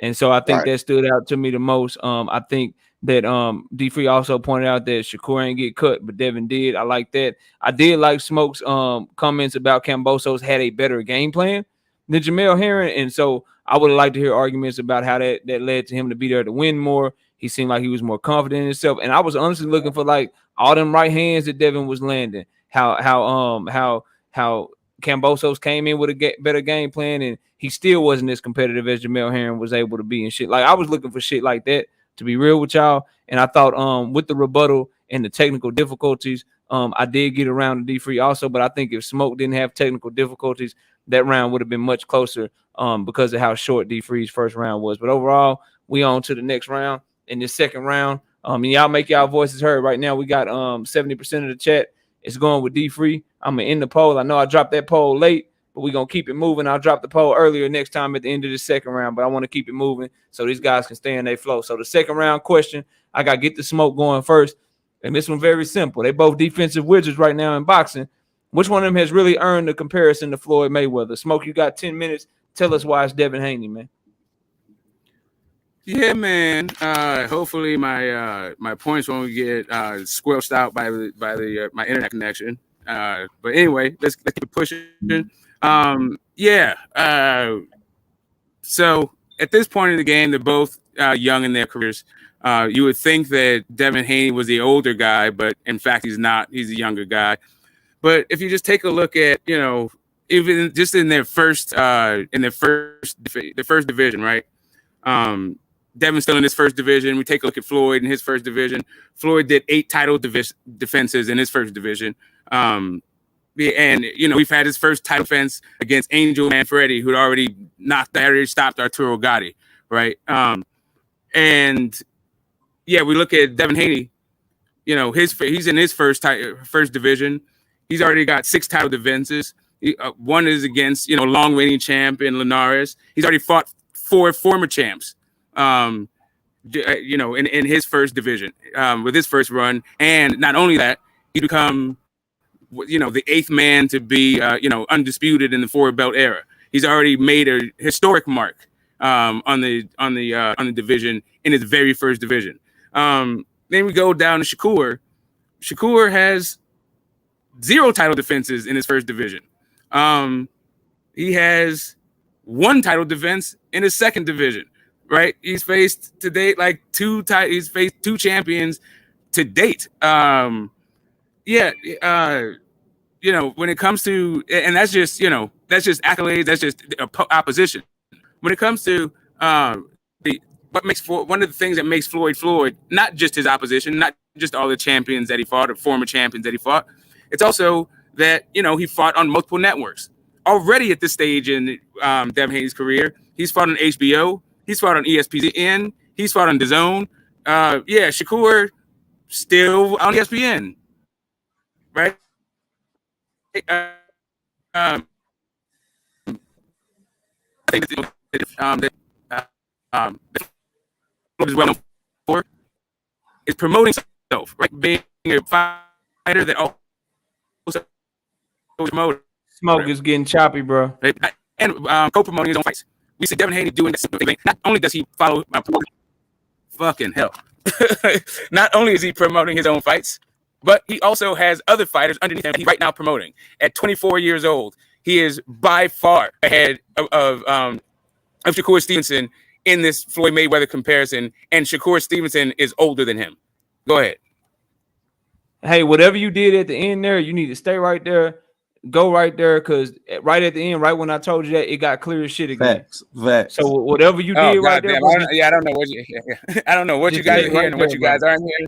Yeah, I heard everything. I called heard that everything. last line. I only heard that last line he gave. The rest was all chopped up. I got everything, bro. Yeah, I got damn near everything. Yeah, I got everything, bro. It was a good round. Let's go to D Free. D Free, go ahead, man. You got 10 minutes, man. It's on you. All right, man, we're going to talk about the comparison. Well, I'm not going to go far as where he fought at, all of the champions he fought, because we know Shakur Stevenson only got 19 fights. He's still young in the fight game, in the pose.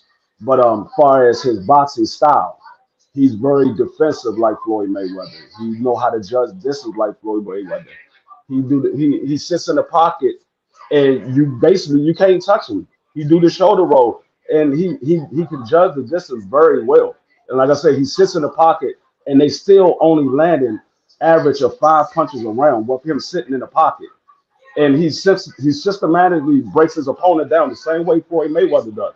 And once he sees that he's breaking his opponent down, that's when he starts to move forward. He starts to walk his opponent down the same way Floyd did.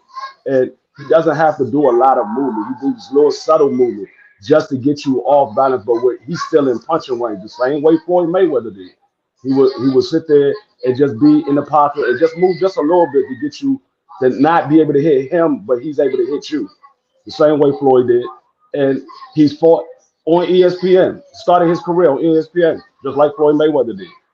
And he's already been compared. Floyd even said Shakur Stevenson has a little bit of me in him. And I see the veteran Floyd is Shakur Stevenson. I don't see the young Floyd that went around and pretty much knocked everybody out. I see the veteran Floyd Mayweather, the one that was able to use his ring IQ and beat his fighter just by sitting in the corner and realize his fighter can't touch him. And he just walked in the ring and just showed his opponent that you cannot touch him. And so I got to say that Shakur Stevenson is a great comparison to Floyd Mayweather as far as his defense ability and his boxing ability. Now, Devin Haney, he has a great jab, but Devin Haney, he gets hit. We all see Devin Haney gets hit. He gets hit with a straight right hand. And I've never seen Floyd get hit constantly with a straight right hand. He might get hit one time and then Floyd makes an adjustment and takes that away from you, the same way Shakur Stevenson does. You hit Shakur Stevenson with something, he makes an adjustment and he takes that away from you. So I would say Shakur Stevenson definitely is a great comparison to Floyd Mayweather. That's my time. All right, let's go to Smoke. Smoke, you got 5 minutes for your rebuttal, man. Timer starts when you start talking. Okay, yeah. So Shakur Stevens fights more like Floyd Mayweather. Okay, the guy that trained Floyd Mayweather trained Devin Haney. Yeah, he has a Midwest style. He takes your weapon away from you. I heard D. Free said that that Shakur Stevenson doesn't get hit with the same shot over and over. He makes a decision. Maybe he didn't see the Oscar Valdez fight. Maybe he didn't see all those straight right hands that Oscar Valdez was landing in every other round. From the first round to third round, he landed double-digit hands all the way to the every stage of the fight. There was double on the right hand and from Oscar Valdez, and Shakur did absolutely nothing about that. Right? Am I still breaking up? You got good right there. Keep going. I heard the Oscar Valdez point. Okay, I'm hearing everything. So, I'm catching it all, but go ahead. Yeah, Oscar Valdez. All right, cool. Oscar Valdez was doubling, tripling, and quadrupling up on straight right hands, and Shakur Stevenson seemed to be a sucker for it. He didn't take it away. He didn't make an adjustment for it. That was literally the only success that Oscar Valdez was having was with that punch, and Shakur couldn't do nothing about it. He kept getting hit in the face. A little bit. Let me not be too hyper, but he had a little bit of success with that with his left hook. Okay, it's chopping. It's chopping up. It's chopping up again, bro. I'm gonna stop your time. Right. It's chopping up again, bro. No. Yeah. All right. How about now? Am I good? You good right now? It's like when you stop and start back again. Okay. It's yeah, it'll be what it'll be. So I'm gonna keep it pushing. Right. Okay. So the guy that so Haney, the guy that was trained by Floyd Mayweather Sr., the guy that was trained by Jeff Mayweather, the guy that was trained by Floyd Mayweather, all of those guys, the guys that trained Floyd trained him. Right, the guy, they taught him the tricks of the trade. They taught him how to take away their opponent's best weapons. They taught him how to use his footwork. And if anybody fights in a cautious, not taking any aggressive, taking any risk style, defensive first, controlling distance, taking no unnecessary risk whatsoever just to get the W, that is Devin Haney, not Shakur Stevenson. Okay. All right, it's on you, D. Free. You got your rebuttal, man. Go ahead. So he said the guy that doesn't take no unnecessary risk is Devin Haney. Did he forget about the Jorge Hernandez fight that he got rocked in that fight? Did he forget about the Jojo Diaz that kept hitting him with a straight right hand the whole fight? So and the daggone second fight with Kambosa, where Kambosa hit him and cut him. So how you saying he take unnecessary risk? And we see him get hit with straight rights in multiple fights, and he's fighting on the inside. Somebody is supposed to be a superior boxer. He's giving away his boxing ability to fight on the inside. Floyd never did that. Floyd sat there in the pocket and outboxing you wasn't able to hit him. He never sat there and gave up his advantages. He made his advantages his advantages. He never gave them up. But we see Devin Haney gives up his advantages. So how can you compare that to Floyd when Floyd never done that? And I didn't hear no comparison to Floyd. It just suffered. He fought champions like Floyd. He fought on different networks like Floyd. I didn't hear no comparison to Floyd suffer those comparison. And he was trained by the same people that trained Floyd, but he doesn't look like Floyd in the ring. From what I see, he doesn't look like Floyd. I mean, that's all I got on it. All right, let's go to OTB. OTB, who you got in the second round, bro? Oh, wait, that was a hell of a round, man. It was. If you can decipher what was said, that shit was fire, man. I just hate, you know what I'm saying? Hey, man, the rebuttals was crazy too. I ain't even gonna hold you, man. I gave around the smoke, man. I gave around the smoke. The younger 8 title defenses that stood out for me. You understand? He say Dev was at 6. It's also emphasized that Dev had already made his mark on historic value in boxing with Undisputed. Then it was the rebuttals for me. I ain't gonna hold you, man. It was the rebuttals. Smoke rebuttaling with also alluding to the co-promoting himself, just as Floyd did later on in his career. it was the rebuttals for me. Smoke coming back with the Oscar Valdez really stood out for me. I love that. I love that he was able to lean on that. And then D3 also killed it, man. You had a hell of a round, D3, man. Also, what stood out for me in your round, shoulder roll, defensive purpose. You went style similarities first. You know what I mean? I liked it that. I liked it that you ain't really stay into too much of the bullshit. You know what I mean? You went for what you knew.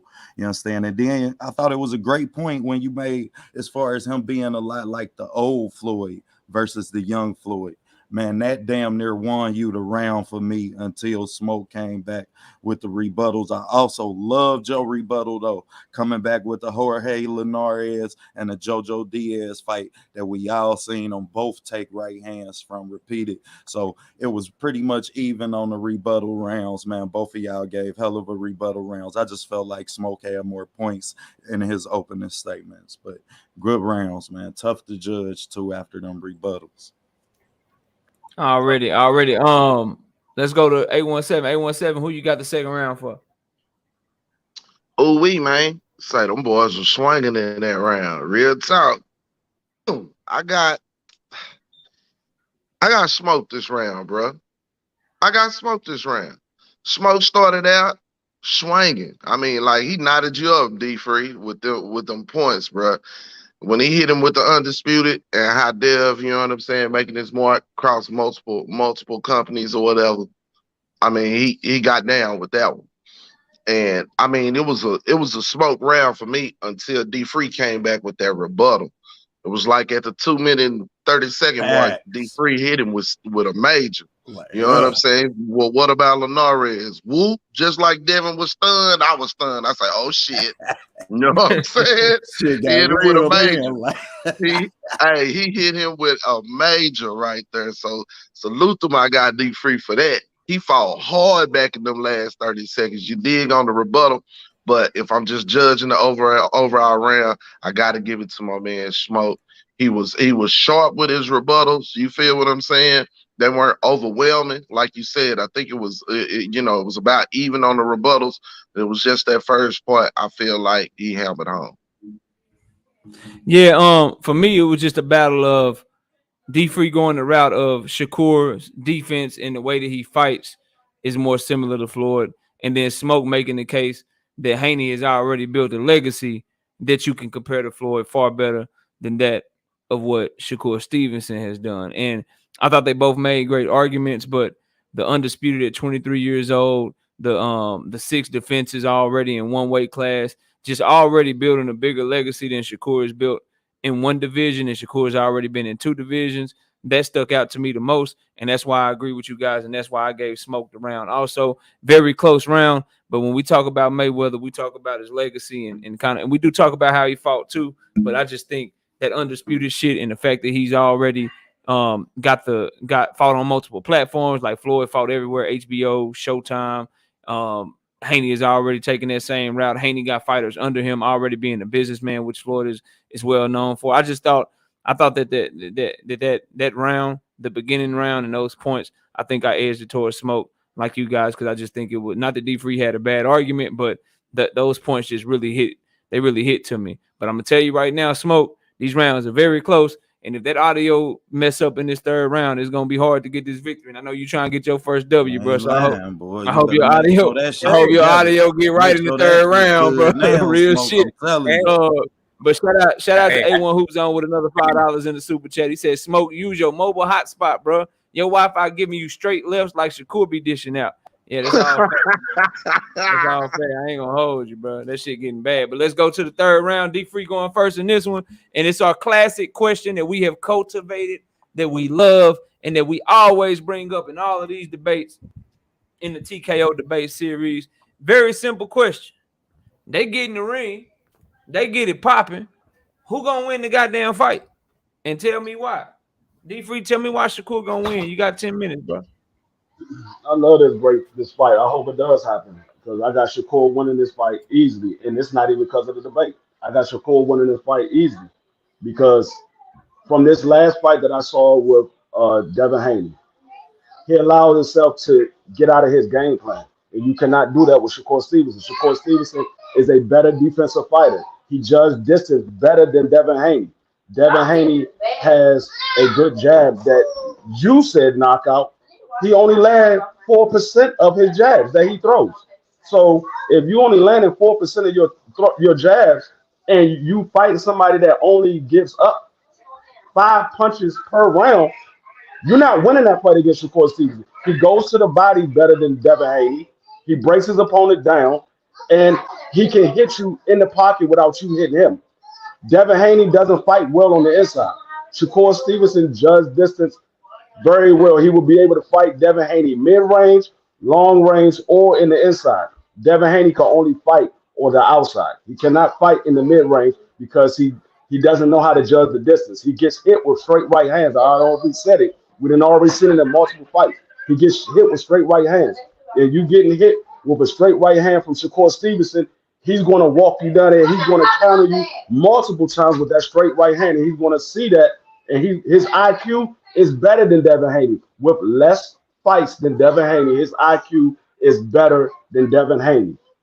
And he will be able to outclass Devin Haney in this fight from round 1 to round 12. Neither one of these guys are big punchers. But if Shakur Stevenson is able to beat Devin Body on a constant basis, he will beat Devin into a submission. And so I got Shakur Stevenson beating Devin Haney. I'm not going to say he's going to stop him, but I got him beaten with a unanimous decision, 10 rounds to 2. That's all I got. Damn, all right. It's on you, my brother Smoke. You got 10 minutes, man. Tell us why D Free is wrong and why Haney gonna win the fight. Righto. Man. So we're still going with those straight rights. Like we didn't see Oscar Valdez land double digits, straight rights on the guy. And because Shakur can't adjust to the southpaw killer, the straight right, and we know that Devin Haney has one of the best straight rights and right hands in the lightweight division, not named Tank. Tank is more of a left hand guy too. So Devin Haney probably got the best right hand in the entire lightweight division. He doesn't have power with it, but he does. He knows how to keep honest. He knows how to score. The cleaner, harder shot, and it's amazing to me that anybody would think that Devin Haney lands 4% of his jabs when everybody knows this game undisputed off jab. I can't hear you, fam. Yeah, Smoke is getting bad, bro. I heard the 4%. I heard the 4% in the undisputed point. I heard the rebuttal with Oscar Valdez hitting Shakur with the right hands. So I'm hearing most of what you're saying, but it's starting to get real bad, and I want to give you a fair shot, bro. All right. Yeah, cool. I'd love a fair shot, but hey, if my internet won't let me, that's what it is. Sometimes you can only control what you can control. But speaking of control, the reason why Shakur Stevenson has that has the reputation that he does for controlling distance is because he's been big as shit against his opposition. Well, guess what? That advantage is going to go away against Devin Haney. Not only is Devin Haney the rangier guy, he's also the naturally physically bigger guy. So if you've noticed Shakur fighting Oscar Valdez is a tiny dude. Shakur was able to sit back and judge distance and all that stuff and pop shot. Devin Haney's not that guy. Devin Haney has a very educated jab. He lands way more than 4% of it, which is why he was able to control and beat Kambosos with just his jab, right? And not only does he have an educated left hand, he has a very sharp right hand. He has some of the best feet in boxing. He can turn you. He can back up, take that little step back to the side, hit you with something, smother you when you're close. Because actually, Shakur Stevenson is going to be the guy who's going to need to break the distance, not Devin Haney. Shakur is going to be the guy that has to come in and lead. And we saw what Shakur looked like when he was leading against Conceição. And Conceição's he has a pretty good distance, right? He has a pretty good lead hand, but it certainly isn't as active or as educated as Devin Haney's, right? So Devin Haney, I mean, when it comes to IQ, like for real, I think it is kind of a wash between these two. Even if you picked Shakur as having a better ring IQ, it's not so much better than it that it's gonna overcome the physical differences and also the training. Right, Devin Haney is one of the best trained guys in all of boxing. We're talking about I feel like people don't really understand what Devin Haney represents. This guy was getting combinations taught to him in the crib by Floyd Mayweather Sr.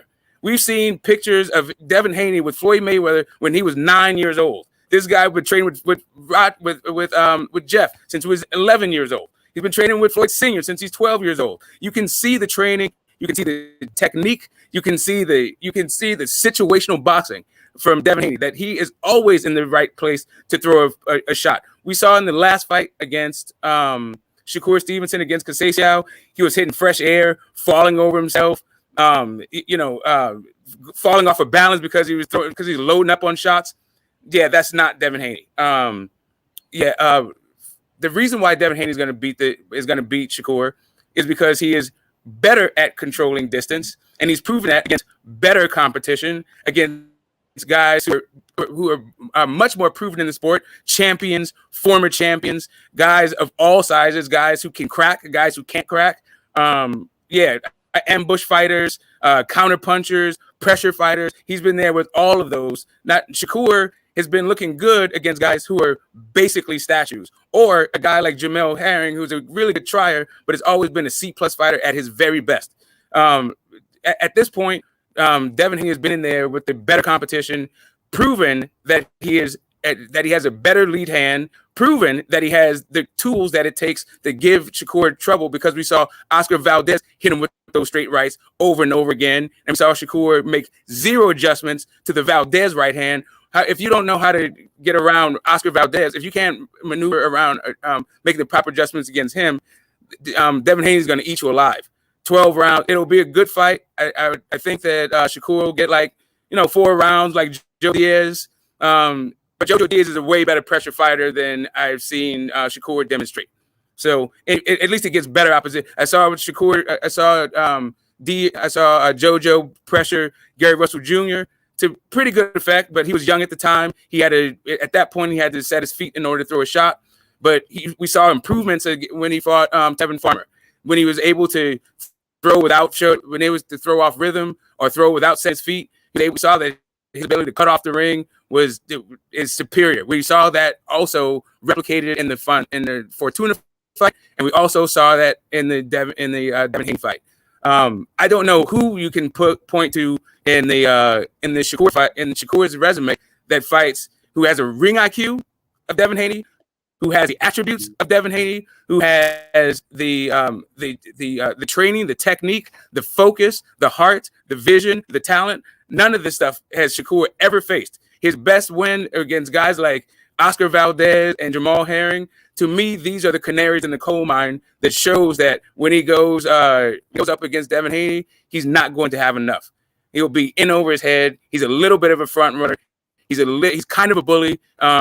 He's not going to be able to get off none of that against Devin Haney, because none of that stuff matters to Devin Haney. He's been in there with rougher guys and guys who are at least as good at pressure fighters as Shakur, if not better. That's my time. All right, let's go to D Free. D Free, you got 5 minutes for your rebuttal, man. Go ahead. Smoke, you need to stop smoking. Devin Haney has not been in there with nobody on the level of a Shakur Stevenson. His best fight to date was JoJo Diaz. That was his best fight to date, and that was a person that came from 126. He's not fucking with Devin Haney. We didn't already see these two guys spar. Devin Haney got beat by Shakur in sparring. So what are you talking about? He knows what he can do with Devin Haney. Devin Haney is not doing anything with Shakur Stevenson. Devin Haney, you say he's the best at judging distance. Last time I checked, he didn't judge the distance on Jorge Hernandez. He got caught. He didn't judge the distance on small as JoJo Diaz, who kept hitting him with right hands. So how can he be the best at judging distance when he couldn't judge those distances? Who are guys that's smaller than Shakur Stevenson? And you say Shakur Stevenson is the bigger guy. Last time I checked, Shakur Stevenson and Devin Haney are roughly the same height. They both about 5'8". And Shakur Stevenson has roughly the same arm reach as Devin Haney. Devin Haney got maybe an inch on arm reach. maybe an inch on height, but they roughly the same size. Devin Haney is the one that's been benefit from fighting smaller guys because Devin Haney's been beating up on 135-pound guys when everybody is like 5'5", 5'6", and Devin Haney is longer guy. But he still couldn't use that as an advantage against Jojo Diaz, who got on the inside of him. He couldn't use that as an advantage with Jorge Hernandez, who got in on the inside. So he's not going to be able to judge the distance on Shakur Stevenson when Shakur Stevenson will sit right in front of him and you not hit him. And yes, Devin Haney jab is only 4% landed. It's only 4% landed. He might have landed a lot on Kambosa, but his jab percentage is only 4%. So yeah, he's not going to beat Shakur Stevenson. Shakur Stevenson is a better defensive fighter. He has a better ring IQ. And you talk about Devin Haney's footwork. Well, if you're moving around the ring and you're not landing anything, you're not doing anything. So you're going to have to come in and fight at some point. So you're going to have to come in and fight at some point because you're not landing because we all know that Shakur Stevenson don't get hit. That's one of the things that he's known for, not getting hit. So, I mean, like I said, Shakur Stevenson is going to beat Devin Haney. That's all I got. All right. Let's go to Smoke's final round. Smoke, you got 5 minutes for your rebuttal. Do your thing, bro. Zenith 360, what up, bro? Salute to you. St. Louis Mix, I see you. Go ahead, Smoke. Right. So I guess you're picking Shakur because Devin needs to be a pressure fighter. Shakur. Okay, whatever. So just like Jojo Diaz came up from 126, guess where Shakur came from? 126 pounds. Guess just like little Jojo Diaz couldn't do anything with him. And I didn't think he was a better fighter. I didn't say anything about who's the best fighter that he faced. I said the best pressure fighter. The kind of thing that you're going to need, that Shakur is going to need to beat Devin Haney. He's going to need to be a pressure guy because he won't be your guy. That's sitting outside and being able to out jab a guy from the outside. Yeah, he's able to do that against little old Oscar Valdez. That's not going to be there against Devin Haney. But beyond that, right? And Oscar Valdez is really Shakur's best win. Right?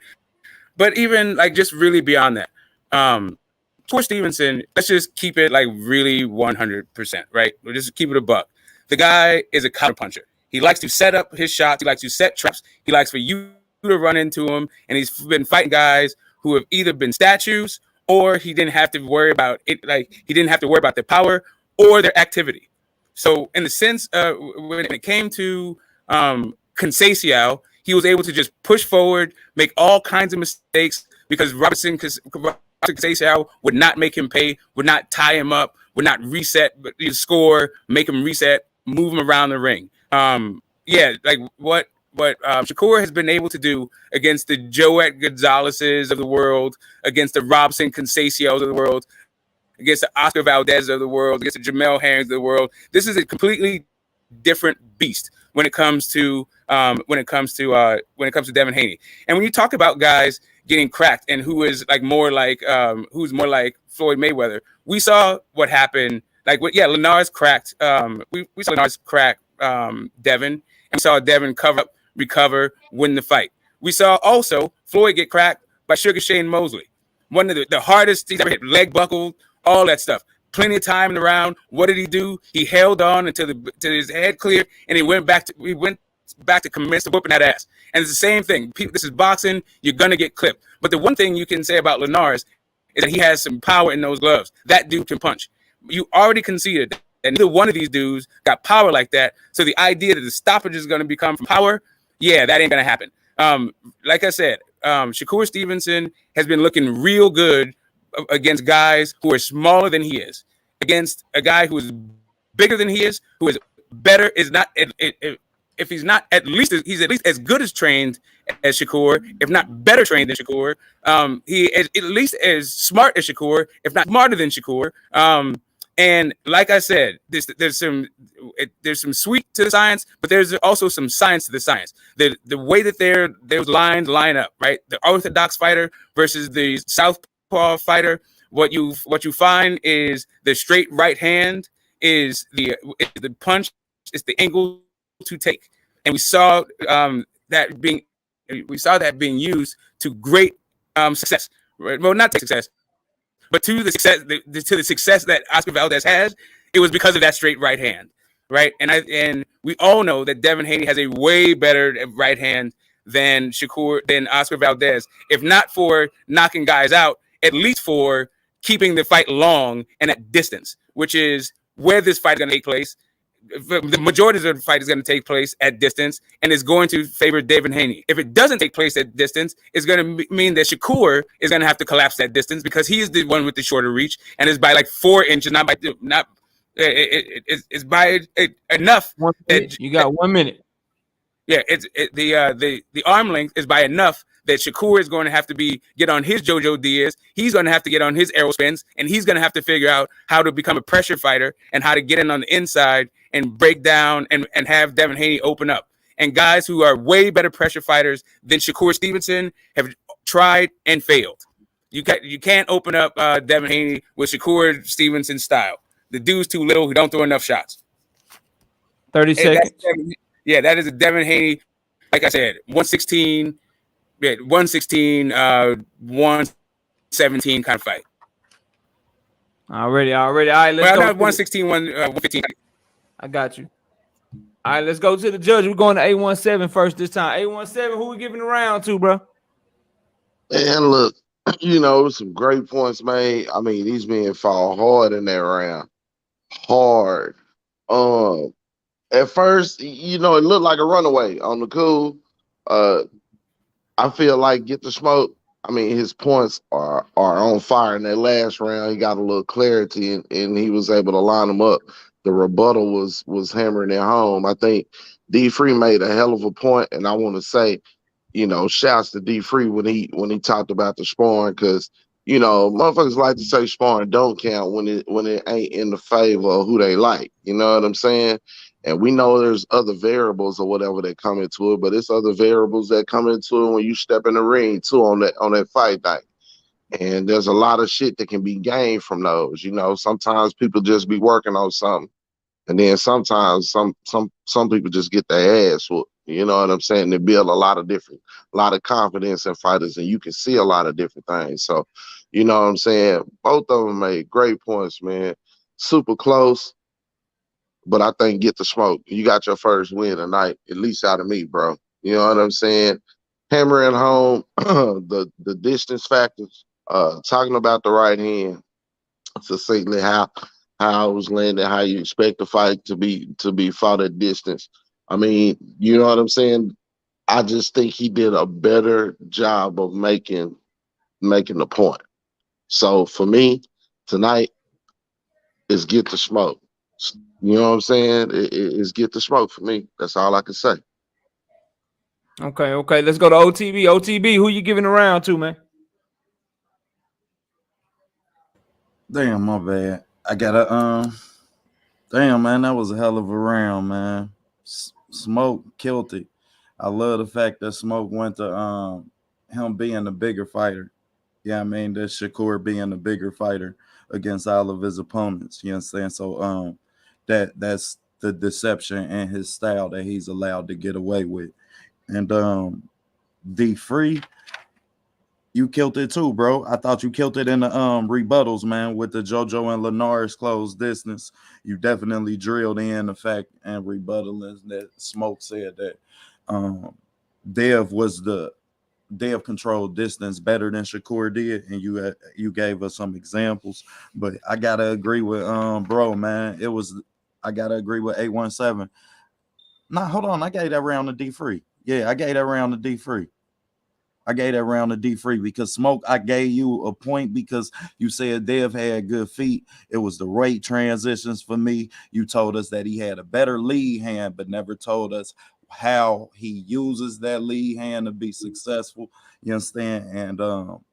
And then you told us later on that you gave us the example of the straight right hand. You understand? Later on in the fight that he would continuously land. So you never did really tell us how they win that fight. I did like that you gave us the orthodox, the southpaw advantages though. And but I gave that round to D-Free due to his rebuttal and the 4% jab ratio that he landed, and it was the Jorge Linares and JoJo Diaz closing distance for me. Already. Look, man. For me, I thought the round was good, but both competitors left me wanting more. I loved me too. D-Free's angle of how Shakur went to the body and how that could slow Devin down. I liked him talking about that. I like that he brought up the jab because we can say that the numbers are bullshit, but I researched that shit myself. And if anybody go to CompuBox, it does say that Devin Haney only lands that percentage of his jab. So I thought that was a good point to say, hey, he ain't as accurate as y'all think, and he fighting somebody that's better defensively than anyone he's ever fought. Then he said that Haney ain't been in there with nobody like Shakur. Then I thought in the rebuttal, great point, like, hey, they done shared the ring before, and many people think Shakur got his ass, you know, did his thing in sparring with Haney. Thought that Shakur got the better of him in sparring. So I thought that was pretty cool to bring up. And then he talked about how Haney had struggled judging the distance against Linares and JoJo. And then he talked about how Shakur and Haney were practically the same size. Then he also went on to discuss in his rebuttal, he reiterated the 4% jab point, and he says that Haney can't just go around the ring. At some point, he's gonna have to come in and fight Shakur in the pocket. So the overall argument that I got from my brother D-Free was that Shakur can fight at distance, Shakur can fight at mid-range, but he also can fight inside, and Haney can't fight inside, and so Shakur will have the more success. Some things that I wanted was to give me examples like Shakur can fight on the inside. Okay, talk to me about how he beat up Caraballo and Tokakon Clary on the inside. You know what I'm saying? Talk to me about how he was barely making people miss and making them pay. And then Smoke said in 2 straight rounds that Shakur didn't adjust to the right hands from Oscar Valdez. Talk to me about how he did. Talk to me about how he made a miss. Like, go at some of that. Then we go over the Smoke shit. He rebutted again using Oscar Valdez right out the gate. Hey, bro, all them, like, he kept taking right hands from Shakur. He kept taking right hands from Oscar Valdez over and over again, which I didn't see that, but I'm not here to debate, so I'm just listening. And he kept driving that point home. He rebutted the 4% jab thing, saying shit, he won his undisputed crown off of a jab. So that 4% shit, like, it is what it is. Y'all say he won his whole fight at the his whole undisputed title based off a jab. Then talk about Shakur has done good. This is one point I did like about how Shakur has been bigger than a lot of the guys that he fought, and how he did good against guys that had size advantages, over, and then how he'll struggle against somebody like Devin because Devin's bigger. I wanted more from Smoke because I'm just waiting on, and the crowd was booing when he fought Jeremiah Nakathila because Jeremiah Nakathila that's what I was gonna say. I ain't hear I'm literally sitting here like, well, I know he about to drive that shit home. Nakathila landed the biggest right hand. Yeah, I thought he could drive that home. Right hand on Shakur. I thought he could drive that made him fight a different fight. Right. Yeah, I thought he could drive that home a little bit better. And then he talked about the distance control of Devin Haney, how he fought better competition, but then he didn't name nobody. Like, that's your, like, when you do that shit, that's your chance. Like, shit, this distance control better, and it's better against better competition. He controlled the distance better against this fighter, that fighter, and really drive that shit home. And then he brought up Shakur not adjusting to Oscar Valdez again. Then he went in his rebuttal. He said Shakur came from 126 just like JoJo. He's small just like JoJo. I was waiting on the dimensions. I was waiting on somebody to tell me that Devin Haney is this much taller, or Shakur Stevenson is just as tall, or Devin Haney has this much more reach, or Shakur reaches just like. I was waiting on those points to somebody to bring some facts to it and tell me like how you can stand on what you're saying, because a lot of it was just opinion based if you don't have the data and the number to back it up. And Smoke also talked about how Shakur made mistakes coming forward against Conceição, which I thought was good. I thought we could all see that. He rebutted how D-Free was talking about how Linares cracked Haney, but then he went in trying to rebut it with some shit that Floyd did and all that, and I don't think that had anything to do with the fight. But then he again reiterated in his rebuttal, Shakur versus smaller guys won't be the same against bigger guys. That shit again could have been drove home better by talking about the one time that Shakur fought somebody bigger than him. He struggled. Like, I really wanted to hear that. And then he ended the round by going in again, talking about how Haney's right hand is way better than the right hand of Oscar Valdez. I'm going to keep it a buck with y'all. It was a really, really close round, a really, really close debate. I, too, edged to Smoke only because I felt like my brother D Free could have cooked longer. Now, everybody keep in mind D Free didn't have the same amount of time to prepare Smoke. That's no excuse. But I think in round 1 and round 3, D Free, if he would have cooked like round 1, I gave it to him anyway, but it would have been even more decisive if he would have cooked longer in his opening round. And then again in round 3, D Free kept cutting his round short while Smoke just kept trying to hammer home. I think they both did a great job, though. I think they both came up here and represented well, but I too edged the debate to Smoke. So and great job. Have a 3-inch reach advantage, 71-68. Yeah, I know, but I'm not gonna, I'm not gonna tell. Right. It's just Smoke on the cool. Smoke fumbled the ball around in the air. Smoke fumbled the ball so many times, but he was able to pick it up and run with it. Like I said in the private chat, on the cool, it's like one of them plays where a motherfucker make a play and he fumble, and the defense, they think a motherfucker done scored, so they just give up, and he picked it up and just ran it on in the end zone. You feel what I'm saying? Like, yeah, let me get some hand clap. You hit him with some big shit, but you just never shut him down. Yeah, but very, very close. We'd love to see him running back. But let me do this, because I want to get a little shit talking going between OTB and 817. So let me get last words from Smoke and D Free, and then we'll let them go and continue their nights with their families, man. But let me go to D Free first. D Free, let everybody know what you got going on, man. He got the football matchups, he got the boxing shit going on, man. He got a lot of good stuff going on. I got his link to his channel in my description, so y'all go subscribe to D Free, go check him out. He doing great work over there. But D Free, let everybody know where to find you at, man, and thanks again, and let them know what you got going on, bro. Yeah, I appreciate it. Like I said, I always like coming up here, man. This is fun for me. It's never about winning or losing. But it was last minute, but I told my man Knockout whenever he need me, he can call me. I'm gonna step in regardless. Y'all can find me at boxing matchups _ Dwayne Freeman. I'm doing footballs on Sunday at 11 Eastern Standard Time, and I'm back doing my boxing now that I got some break from work. Now I'm back doing my boxing Monday through Fridays. So y'all see me dropping some content for boxing as well. I appreciate it, Knockout. Like I said, whenever you need me, you can call me, man. Already, bro. I appreciate you stepping up, man. Have a good night, and I'll talk to you soon, bro. Facts. All right, let's go to Smoke. Smoke, you got your first dub, baby. Yeah, man. And listen, I appreciate all you guys suffering through my internet connection and the clip and all that stuff. I'm sure it was like, hey, that shit almost cost you, Smoke. You gotta get that shit together for next week, bro. Hey, man, it is what it is. But yeah, man, I appreciate all you guys for suffering through and judging and really your attention. It still seems that I'm making points that you can't hear. You're like, I totally mentioned the distance between in the arm reach, but hey, maybe it clipped out. I can't be mad. You said, bro, I promise if you catch the playback, bro, I did not. Did y'all hear that? I didn't hear that shit, bro. It's all good. It's it is what it is. It's not okay. So somebody did that. All right, so cool. But yeah, I still got my first W. I don't know if that toxic ass chat is still killing me. Probably so, but it is what it is. Get off my chat because they gave it to you 2-1 too. Facts. What's up? Okay, get off my chat, bro. Apologize to my chat, man. Okay, there it is. I mean, apologize to my chat, man. They gave it to you, bro. I don't know. You wasn't talking about Bud today. Since you wasn't talking about Bud, they was with you. You good? Well,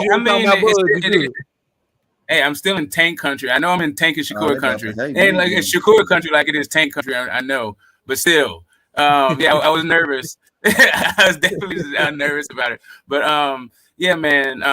Shout out to D Free for taking it on last minute. He definitely got a new sub out of me. I like that dude style.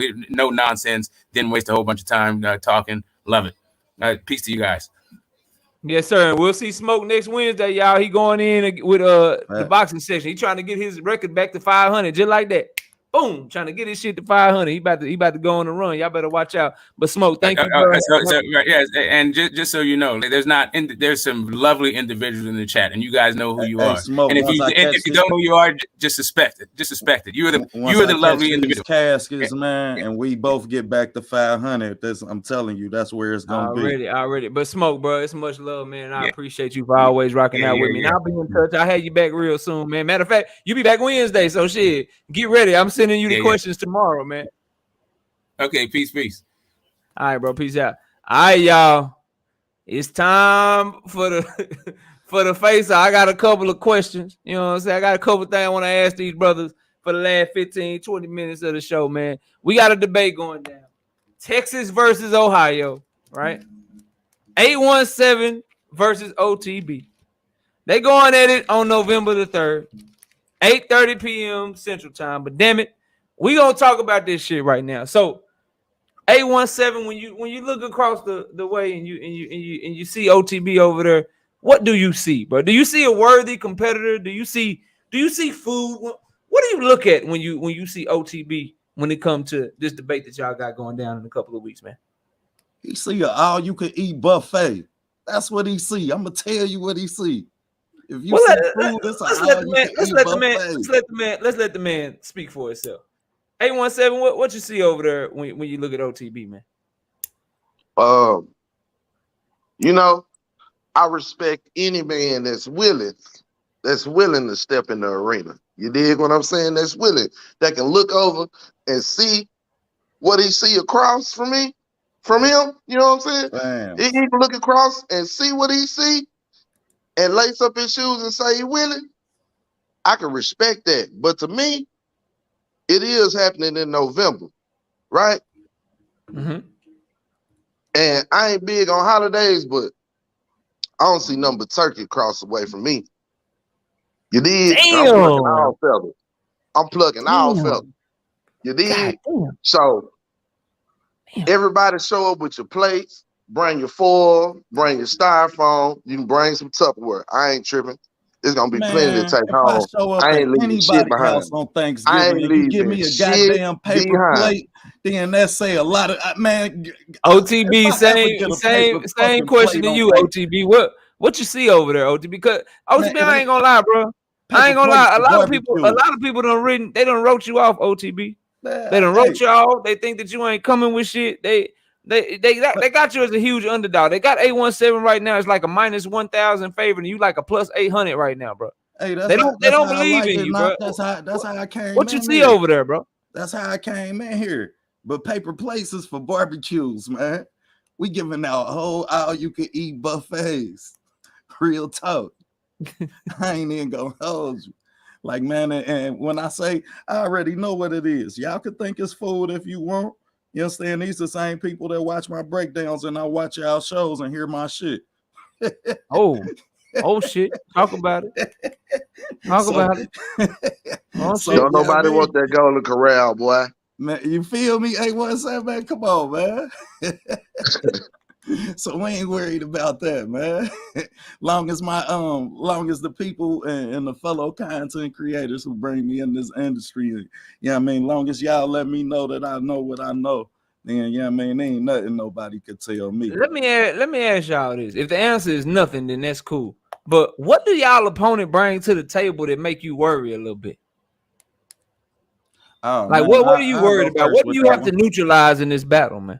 I'll go first with that one because me and bro done talk behind the scenes, and I done told bro this straight out of my lips before. Like, man, you say shit that people want to say, but they don't say it. He say the things that people think, but they don't say it. So when he say it, then everybody understand, then everybody feel it.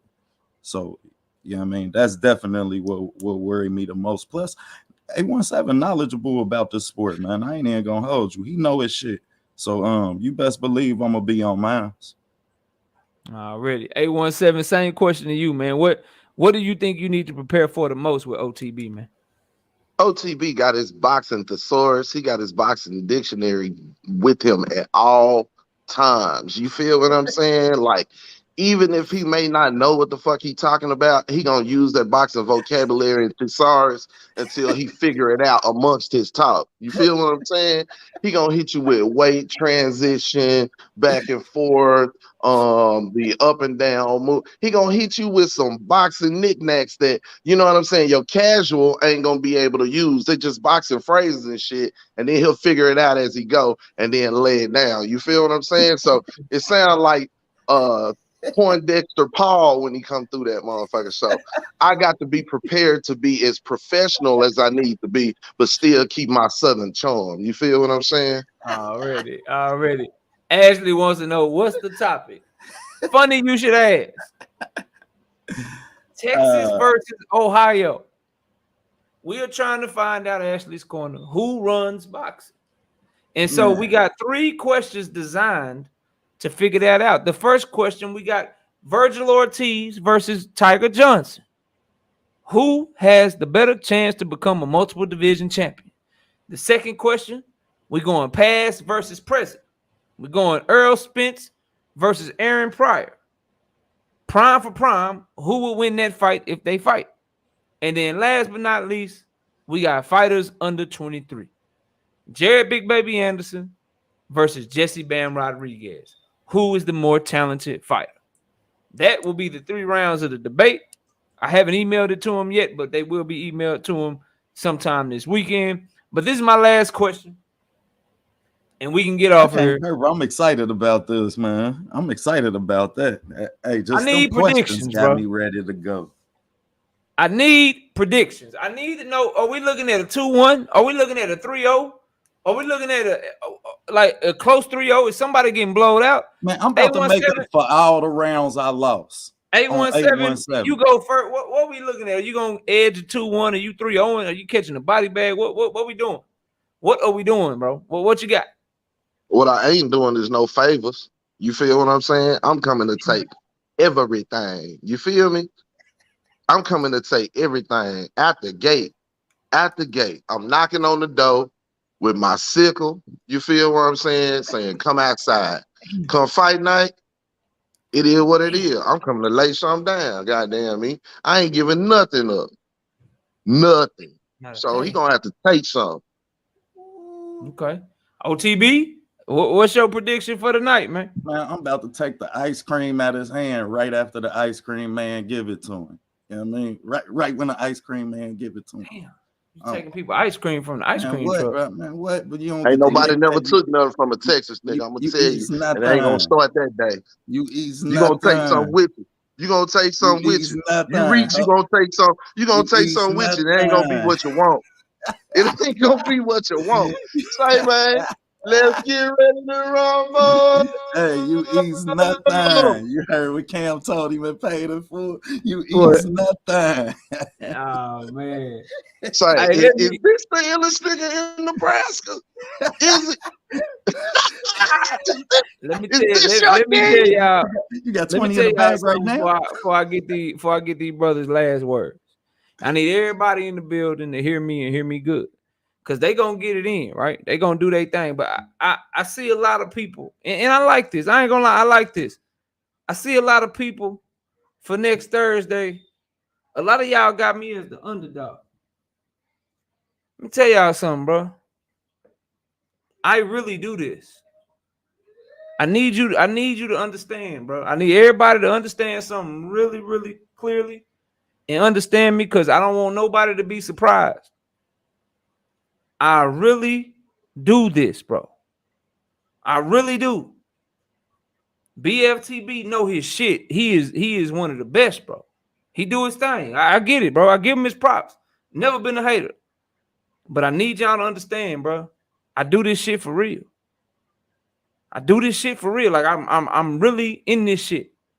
Research, breakdowns, looking at every story, every angle, everybody. Like, bro, it's about to go down.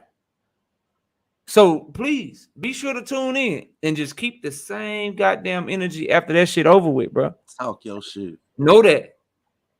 I love that. Keep me as the underdog. Tell me that I'm getting cooked. I'm about to get 3-0. Tell me I need to hear all of that shit, bro.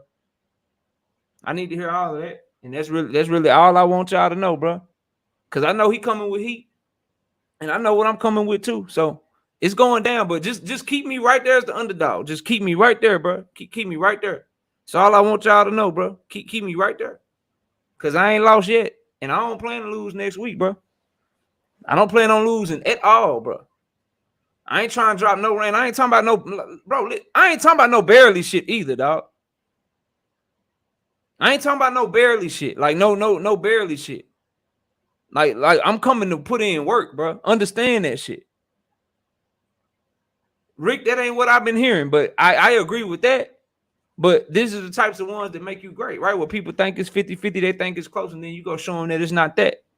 You know what Tank would do to Devin if they fight. Oh, did I start too early? My bad. Let me stop. Let me get y'all last words, bro. OTB. Let everybody know where to find you, bro, and let them know what you got going on, man. Man, y'all know what it is, man. Appreciate you for having me, Brody. Hell of a show, hell of a debate. Appreciate being a part of it. Shout outs to my brother 817, man. We about to get it in. I'm telling you, bring your A game now. Shout outs to Mark Nash. You understand? Because you signed yourself up for a casket too. So I definitely appreciate the work. Y'all know we working at OTB Boxing School. We got Zerto Ramirez and Dimitri Bivol about to drop in the morning. All unedited, so we know that thing gonna be up. You dig? We about to finish that thing tonight. But yeah, we working, bro. I can't wait to see that one.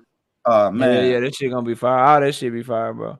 Hey, I appreciate y'all better that, watch. Man. Y'all like the prediction and shit. Y'all better watch what the predictors watching shit. I watch all the goddamn breakdowns. Straight up. Shit. Lock in with OTV on the cool. He ain't tripping. As long as it ain't y'all better watch what the out of Ohio. Watching shit, man. If it's somebody out of Ohio, you know, it's gonna be a little sauce on it. If it's his boy Bud, it's gonna be some sauce on it. I'm gonna if start it's anybody else, it's I'm gonna tell you though. Yeah, I'm gonna definitely tell you at the beginning of the video why it's biased. You know what I mean? And if y'all don't believe me, go back to the Terrell Goucher Tim Zoo video. You know what I mean? That was one of my first joints. I made sure I told everybody like, shit, Terrell gonna drop him, but I'm picking him just because. You know what I mean? And that's the homie. But please, man, make sure y'all tune in to Isaiah Steen. Man, he gonna put on a hell of a show. And I've been watching him behind the scenes, man. Ain't nothing like watching a fighter improve. You know what I mean? And whenever I get to see a fighter who that young and boxing and focused on improving still, then you definitely got both of my eyes. But on that note, man, I appreciate you having me, bro. Hell of a show, man. 817. You know what it is, man. We on site, Brody. Until then. Already, man. Take it easy, OTB. I'll catch you next time, bro. 817, man. Give your last words, man. Let everybody know when you finally gonna start dropping some content, man. I got your channel up there and everything, man. Drop that. Dropping. I dropped a video the other day. I'm gonna drop one tomorrow. I got to let shit happen. You feel what I'm saying? Hey, look, I don't want to be first. I just want to be on. You dig what I'm saying? I feel that. I ain't mad at that. And look, man, let me be honest with y'all, right? I ain't never been one. I've always appreciated the community and how we share each other links and want to promote other people's channels. You know what I'm saying?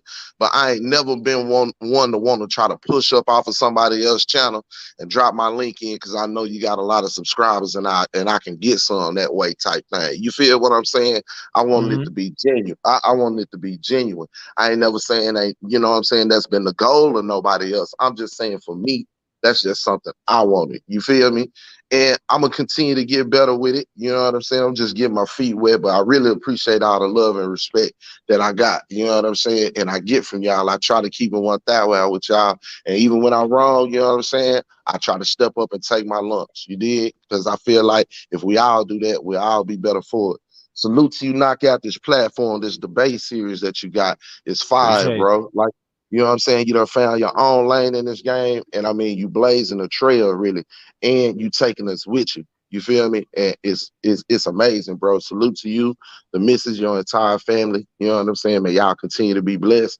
And I'm telling you, I'm gonna bust his head to the white meat. I ain't playing no games. I you know what I'm saying? Shit. Yeah, you got a rep for Texas, bro. Like, I ain't I'm judging. putting on for the Metro. I'm putting on for the Metro. And the way you set the debate up, bro, you can't, like, bro, come on, you put the whole state on my back with this debate. You feel me? Yeah, you can't lose no Texas, Ohio shit, bro. You can't lose that shit, fam. You already know what time it is. You did what I'm saying? So say, everybody, I'm throwing on the ski mask, you know what I'm saying? And the motherfucker put the socks over the hands and the shoes. No face, no case. I'm out. Already, bro. I appreciate you, man. Look, bro, like, I'm really amped. I just want y'all to know I'm really motivated. I've been motivated for every debate that I've ever competed in, bro.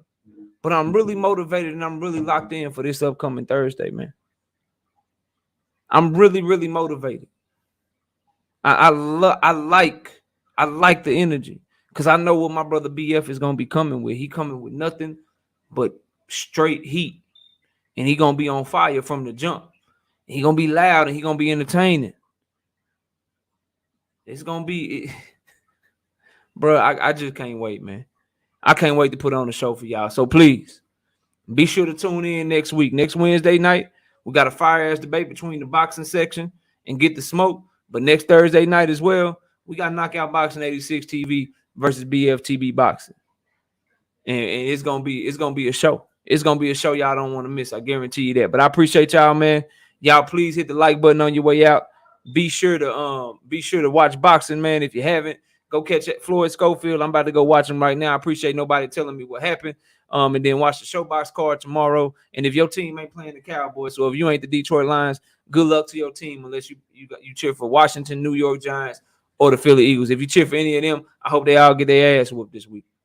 Straight up and down. But other than that, man, y'all enjoy the rest of y'all night. Appreciate y'all watching. And with that, we out of here. Peace out, y'all.